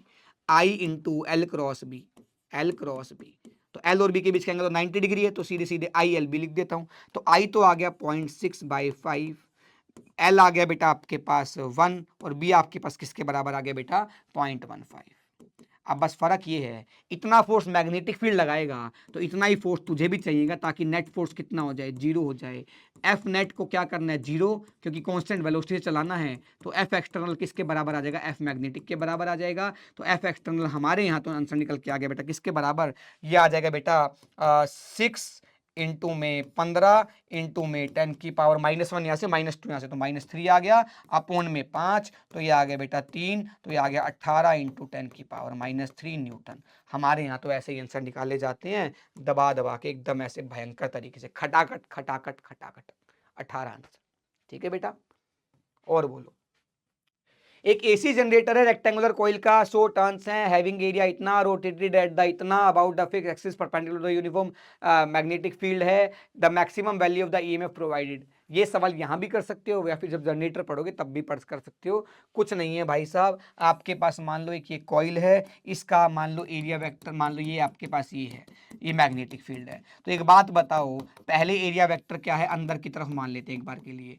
तो जब ये इसको ऐसे रोटेट किया जाएगा, कैसे रोटेट किया जाएगा? ऐसे रोटेट किया जाएगा ओमेगा से, तो बताइए इसका जो एंगल है वो बदलेगा, तो जो फ्लक्स आएगा वो किसके बराबर आएगा? B into A into cos of omega T. Angle को लिख दिया मैंने ओमेगा टी। तो d∅/dt किसके बराबर आ जाएगा बेटा? वो आ जाएगा आपके पास B into A into cos का एक ओमेगा बाहर आ जाएगा, साइन ऑफ ओमेगा टी। मैं सिर्फ मैग्नीट्यूड की बात कर रहा हूँ, माइनस प्लस की बात नहीं कर रहा हूँ। तो बताओ जो ये EMF आ गया वो आ गया BA omega sine of omega T. अब आपको पता है मैक्सिमम कब आएगा बेटा? जब ये साइन की वैल्यू 1 हो जाएगी, तो ये आ गया BA ओमेगा। ये साइन की वैल्यू 1 होते ही BA ओमेगा क्या आ गया बेटा? मैक्सिमम आ गया। तो B की वैल्यू किसके बराबर है गाइज? है ना। अच्छा, यहाँ पर नंबर ऑफ टर्न्स n है तो n आ जाएगा, n आ जाएगा, यहाँ पर भी n आ जाएगा, तो यहाँ पर भी n लगा लो। तो बेटा नंबर ऑफ टर्न्स है 100, और एरिया है आपके पास 14 इंटू 10 की पावर -2। B की वैल्यू है बेटा आपके पास 3.0 यानी कि 3, और बेटा ओमेगा नहीं दे रखा, ओमेगा निकलेगा ऐसे। ये क्या है बेटा? RPM। कितना RPM दे रखा है? 360। तो ओमेगा इज इक्वल टू होता है 2 पाई इंटू कितना RPM है? n RPM है, अपोन में 60। इससे फॉर्मूले से निकाल सकते हो ओमेगा। तो कितना आएगा बेटा? 2 इंटू पाई इंटू RPM कितना है बेटा? 360 अपोन में 60। इससे आपके पास पूरा आंसर खटाखट खटाखट निकल के आ जाएगा। पाई की वैल्यू को बोला है 22/7 रख देना, 7 से 14 2 से कट जाएगा, आपके काफी आंसर खूबसूरत तरीके से निकल के आ जाएंगे। अरे बोलो भाई, ठीक है बेटा? यस, बहुत बढ़िया, शानदार, अति उत्तम, वाह वाह। एक कॉइल है, 200 टन का, एरिया इतना, rotate revolution per second. Same question last वाला सेम क्वेश्चन, लास्ट वाला सेम क्वेश्चन। एक रोड लेंथ 60 सेंटीमीटर के, यूनिफॉर्म एंगुलर वेलोसिटी है ओमेगा। तो लेंथ दे दी आपको 60 centimetre, system 60/100 metre. Okay sir. अब आता है वेलोसिटी। वेलोसिटी जो है एंगुलर वेलोसिटी वो है 20 रेडियन पर सेकेंड, यानी कि ऐसा यूनिट में दे रखा है। अब पर about it's perpendicular bisector, oh my God, ये अब की बार इसके अबाउट घूम रही है। ठीक है राज लाडो, यस सर। बोला मैग्नेटिक फील्ड इतना है जो कि परपेंडिकुलर है, the direction of magnetic field parallel to the axis of the rotation. Rotation की एक्सिस ये है तो ऐसे ही है, इस प्लेन में है। ठीक है जी। The potential difference between the two ends of the rod is, अरे भाई ध्यान से सुनना बेटा, ये ए मान लो, ये बी मान लो। लाडो मेरी बात सुन ध्यान से, यूनिफॉर्म, ठीक है, perpendicular bisector in uniform magnetic field इतना। ठीक है बेटा, तो ध्यान से देखो बेटा, ध्यान से देखो, इसको दो रोड मान लू क्या? ये 30 सेंटीमीटर की मान लू क्या? हाँ सर मान लो। ये 3 सेंटीमीटर की मान लू क्या? हाँ सर मान लो। तो बताओ ये जो, अगर इसको मैं कैसे मान लू, मान लो ये ऐसे घूम रही है, ऐसे घूम रही है, ऐसे, तो इसके एक एलिमेंट ऊपर ऐसे जा रहा होगा इस समय, ये वाला नीचे जा रहा होगा ऐसे। तो ये दो रोड मान लो बेटा, ये सी मान लो। तो बताओ अगर ये एक रोड है 30 सेंटीमीटर की और नीचे जा रहे हैं इसके एलिमेंट, तो और मैग्नेटिक फील्ड मान लो अंदर, मैग्नेटिक फील्ड मान लिया अंदर, मैग्नेटिक फील्ड मान लिया अंदर। तो एक बात बताओ मेरे राज्य, इस रोड का फॉर्मूला तो पता है, इस बैटरी कितनी ईएमएफ की बैटरी बन जाएगी, पर पोलैरिटी बताओ। पोलैरिटी आएगी सर V इधर B अंदर, तो पॉजिटिव चार्ज इधर आ जाएगा, तो इसकी पोलैरिटी कुछ ऐसी दिखाई देगी। सही बात है सर। इसकी देखो V इधर B अंदर, V इधर B अंदर, तो पोलैरिटी इधर, यानी कि ये पॉजिटिव और ये नेगेटिव दिखाई देगा। क्या मेरी बात आप लोगों को क्लियर है? क्या मेरी बात आप लोगों को क्लियर है क्या? अरे जल्दी बोलो भाई, अरे जल्दी बोलो भाई, अरे जल्दी बोलो भाई। अब ऑब्वियस सी बात है, देख ध्यान से, यहां से लेके यहां तक लेंथ सेम है, बी सेम है, सब कुछ सेम है, तो एक बैटरी ये बन गई, एक बैटरी ये बन गई, और दोनों को क्या करेगी बेटा, ये अपोज करेगी। देख ये नेगेटिव पॉजिटिव, पॉजिटिव नेगेटिव, ये दोनों बैटरी क्या अपोजिंग बैटरी है? अरे भाई बैटरी के पॉजिटिव से पॉजिटिव जोड़ दोगे तो अपोज कर रही है, तो आंसर बिना सॉल्व करेगी मैं तो बता दिया जीरो है, मैं तो बता दिया जीरो है। चेक कर लेते हैं, आंसर जीरो है। अरे बात क्लियर है? Yes sir. अच्छा सवाल, सोचने वाला सवाल, योग्य सवाल। आ जाओ जी। इसके बाद एक मेटलिक रोड है, लेंथ एल की, रोटेट कर रहा है ओमेगा से, यूनिफॉर्म मैग्नेटिक फील्ड है, इंड्यूस्ड ईएमएफ। भाई साहब ये तो फॉर्मूला आ गया भाई साहब, फॉर्मूला बेस्ड लल्लू सवाल। 2023 वाले बच्चों की मौज हो गई। इस शिफ्ट में बैठा हर एक बच्चे का ये सवाल हो जाना चाहिए जो बच्चा कहता है मैं जेई का स्टूडेंट हूं। अगर नहीं है तो अलग बात है, नहीं तो फॉर्मूला बेस्ड सवाल भी नहीं करेगा। फॉर्मूला बेस्ड का फॉर्मूला ही पूछा है भाई लाडो। ठीक है बेटा, चलिए आ जाओ जी। ओके ओके, अब मैं कुछ आपको एक आधे सवाल अलग वैरायटी कराता हूँ ताकि टाइम भी कम लगे और काम हो जाए अपना। अच्छा, मजो को मजो, काम को काम। देख ध्यान से, दो कंडक्टिंग लूप है A B placed in the same plane with the centre coinciding the mutual interest between them. तो मैंने बताया था ना बेटा, ये बी जो है वो ए से बड़ा है। ये तो क्वेश्चन क्या है, रिपीटेड। कहाँ पे रिपीटेड? जो मैंने सवाल कराया सेम टू सेम यही तो कराया था। जब म्यूचुअल इंटरेस्ट समझा रहा था तो यहाँ पर बड़ी रिंग, यहाँ पर छोटी रिंग, रेडियस भी मैंने बी और ए ली थी, सब कुछ ही तो सेम हो गया लाडो। तो इसके कारण इसमें करंट मान लो आई, इसके कारण यहां पर मैग्नेटिक फील्ड निकाल लो, एरिया से मल्टीप्लाई कर दो, वो फ्लक्स आ जाएगा, फ्लक्स एम आई के बराबर होगा, आई से आई कट जाएगा, एम निकल जाएगा, खत्म कहानी। आंसर आएगा mu not I upon 2 into B into pi A square. ये आंसर होना चाहिए, चेक कर लेना। अगला बेटा, दो कंडक्टर है, ये इतना है, the equivalent inductance of the having combination having mutual inductance of coil M. ठीक है जी, the self inductance of the coil is इतना इतना इतना। इसके अगर ऑप्शन दे रखे हैं तो अच्छी बात है, नहीं तो मैं देखना पड़ेगा किस फॉर्मेट में आंसर है। अगर ये खाली एल के टर्म्स में पूछ रहा है तो देख ध्यान से, ये और ये और ये और ये इसके सीरीज में ही तो है बेटा, L1 + N2 आ जाएगा। ठीक है जी, हालांकि इसके भी फॉर्मूले होते हैं, हालांकि आपने को जरूरत नहीं है, अपन अच्छे क्वेश्चन पे मूव करते हैं बेटा। द सेल्फ इंडक्टेंस होगा, सेल्फ ईएमएफ होगा, अच्छा सेल्फ प्रोड्यूस्ड ईएमएफ इज इतना, खुद ने जो प्रोड्यूस किया है। When the current is changed from the uniform rate 10 से लेके 25 in 1 सेकेंड। अरे भाई साहब ये देखो ध्यान से, ईएमएफ किसके बराबर होता है बेटा, L d I by D T के बराबर। तो जब टाइम लंबा दे रखा है या फिर एक इंटरवल दे रखा है तो बेटा एल देखो 25 इज इक्वल टू एल किसके बराबर है बेटा, वो है एल हमें निकालना है। चेंज इन करंट किसके बराबर है, 25 - 10, टाइम कितना लगा 1। तो आंसर आ गया बेटा, एल की वैल्यू होगी 25 अपॉन में किसके बराबर बेटा 15, यानी कि 5 बटे में कितना आ गया बेटा 3।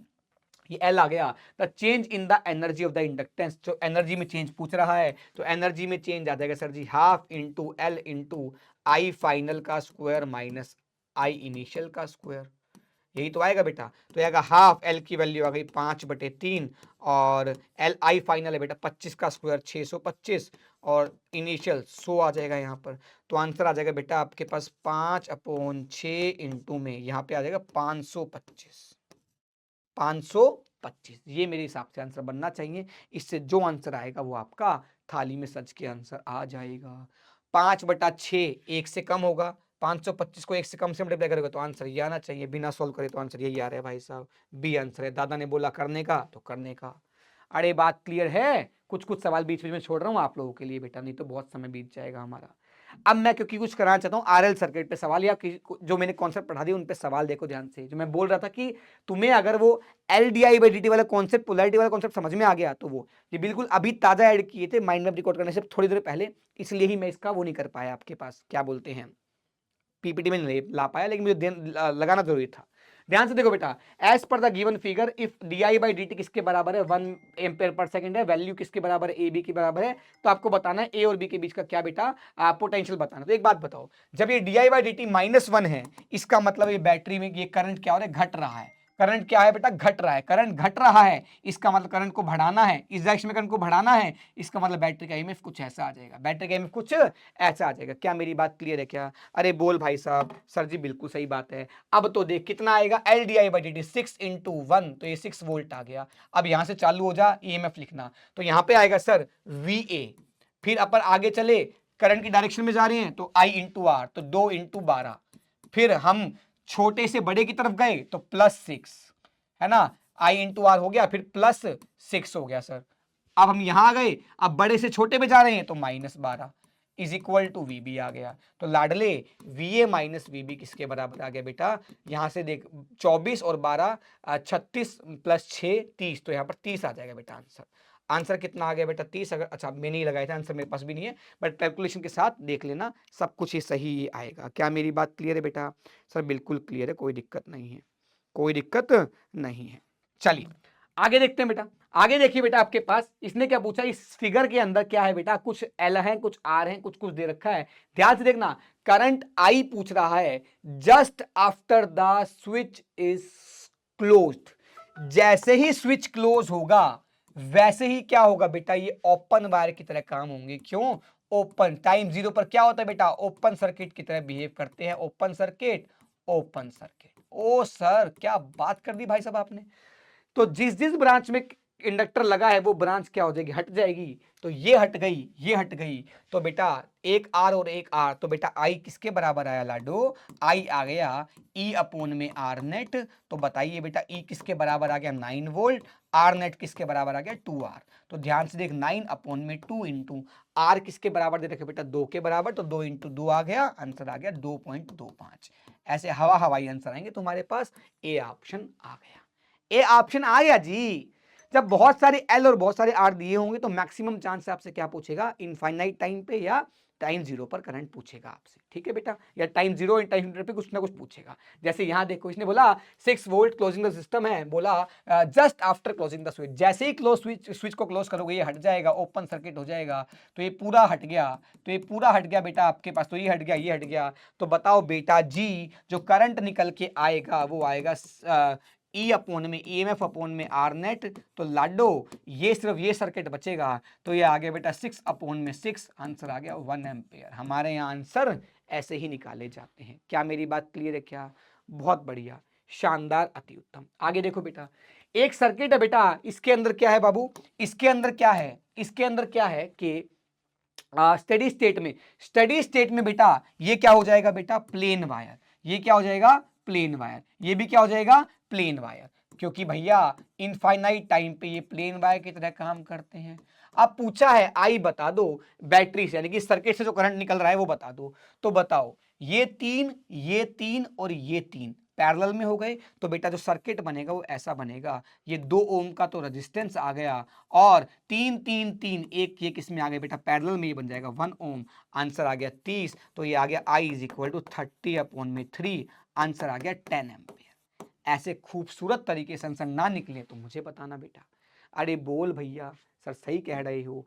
आखिरी सवाल इस पूरे टॉपिक का, तो ध्यान से देखिएगा बेटा जी, कि एक पार्ट है किसी सर्किट का, एक पार्ट दे दिया, इसमें बोला एक सम किसी इंस्टेंट पर जो आई है वो 1 एम्पेयर है, और जो डिक्रीज हो रहा है इस रेट से, di/dt दे रखा है इतना, वो डिक्रीज हो रहा है, तो Vp माइनस Vq निकालना है। तो बताओ जी, अगर ये इस डायरेक्शन में कम हो रहा है तो ये बैटरी कैसी बनेगी, इसी डायरेक्शन में बढ़ाएगी तो इस तरीके की बैटरी बन जाएगी, और ये आ जाएगा रेजिस्टेंस। ये 2 पाई नहीं है बेटा, ये 2 आएगा, 2 ओम आएगा, ये मिस प्रिंटिंग है।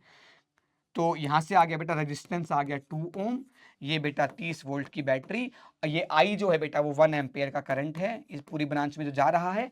अब बता, ये 50 मिली हेनरी है, तो 50 इंटू 10 की पावर -3 इंटू di/dt किसके बराबर है, 10 की पावर 2 के बराबर। तो यहां से समझ में आया 5 वोल्ट की क्या आ गई बेटा, बैटरी, एक बैटरी बन गई एक तरीके से। तो मैं कहां से चलना शुरू हुआ, लेट्स से मैं Q, ये Q पॉइंट है, ये मेरा P पॉइंट है, तो मैं Q से चलना चालू होता हूं, तो VQ माइनस में आगे चलोगे कम होगा, कितना, IR कम होगा, तो 2 इंटू 1 कम हो गया। अब मैं छोटे से बड़े की तरफ जा रहा हूं, तो ऐड हो जाएगा +30, अब करंट इलेक्ट्रिसिटी बच गया बेटा ये। उसके बाद मैं छोटे से बड़े की तरफ जा रहा हूं, तो वापस से कितना हो गया बेटा, +5 इज इक्वल टू Vp आ गया। तो यहां से समझ में आ गया बेटा, Vp माइनस VQ अगर पूछ रहा है, Vp माइनस VQ, तो यहां से आ जाएगा बेटा 30 और 5 35 में से 2 गया, 33 वोल्ट आंसर आ गया। कितना आंसर आ गया, 33 वोल्ट आंसर आ गया। ये लास्ट में माइंड मत करना कि मैं फोटो ले आया, आपके भले के लिए लेके आया हूं, क्योंकि मिस हो जाते सवाल, आपको तो पता भी लगता है, मिस कर देता, बट मैं चाहता नहीं हूं, मैं चाहता हूं हर कैटेगरी के सवाल थोड़े थोड़े कवर हो जाएं, इसलिए मैंने आपको ये पूरा टॉपिक करा दिया। तो ये आपके पास बेटा बहुत बेहतरीन तरीके से क्या था, ये आपके पास पूरा बेहतरीन तरीके से आपके पास माइंड मैप था, जिसके अंदर बहुत सारे हमने सवाल कर लिए, बहुत सारी हमने चीजें कर ली। तो आई होप आपको ये पूरे माइंड मैप में मजा आया होगा। हमने बहुत सारे क्वेश्चन किए हैं, कुछ क्वेश्चन होमवर्क के लिए दिए हैं, उसको सॉल्व कर लेना। मिलते हैं अगली बार, तब तक के लिए बाय बाय, टेक केयर, अलविदा, लव यू ऑल, बाय।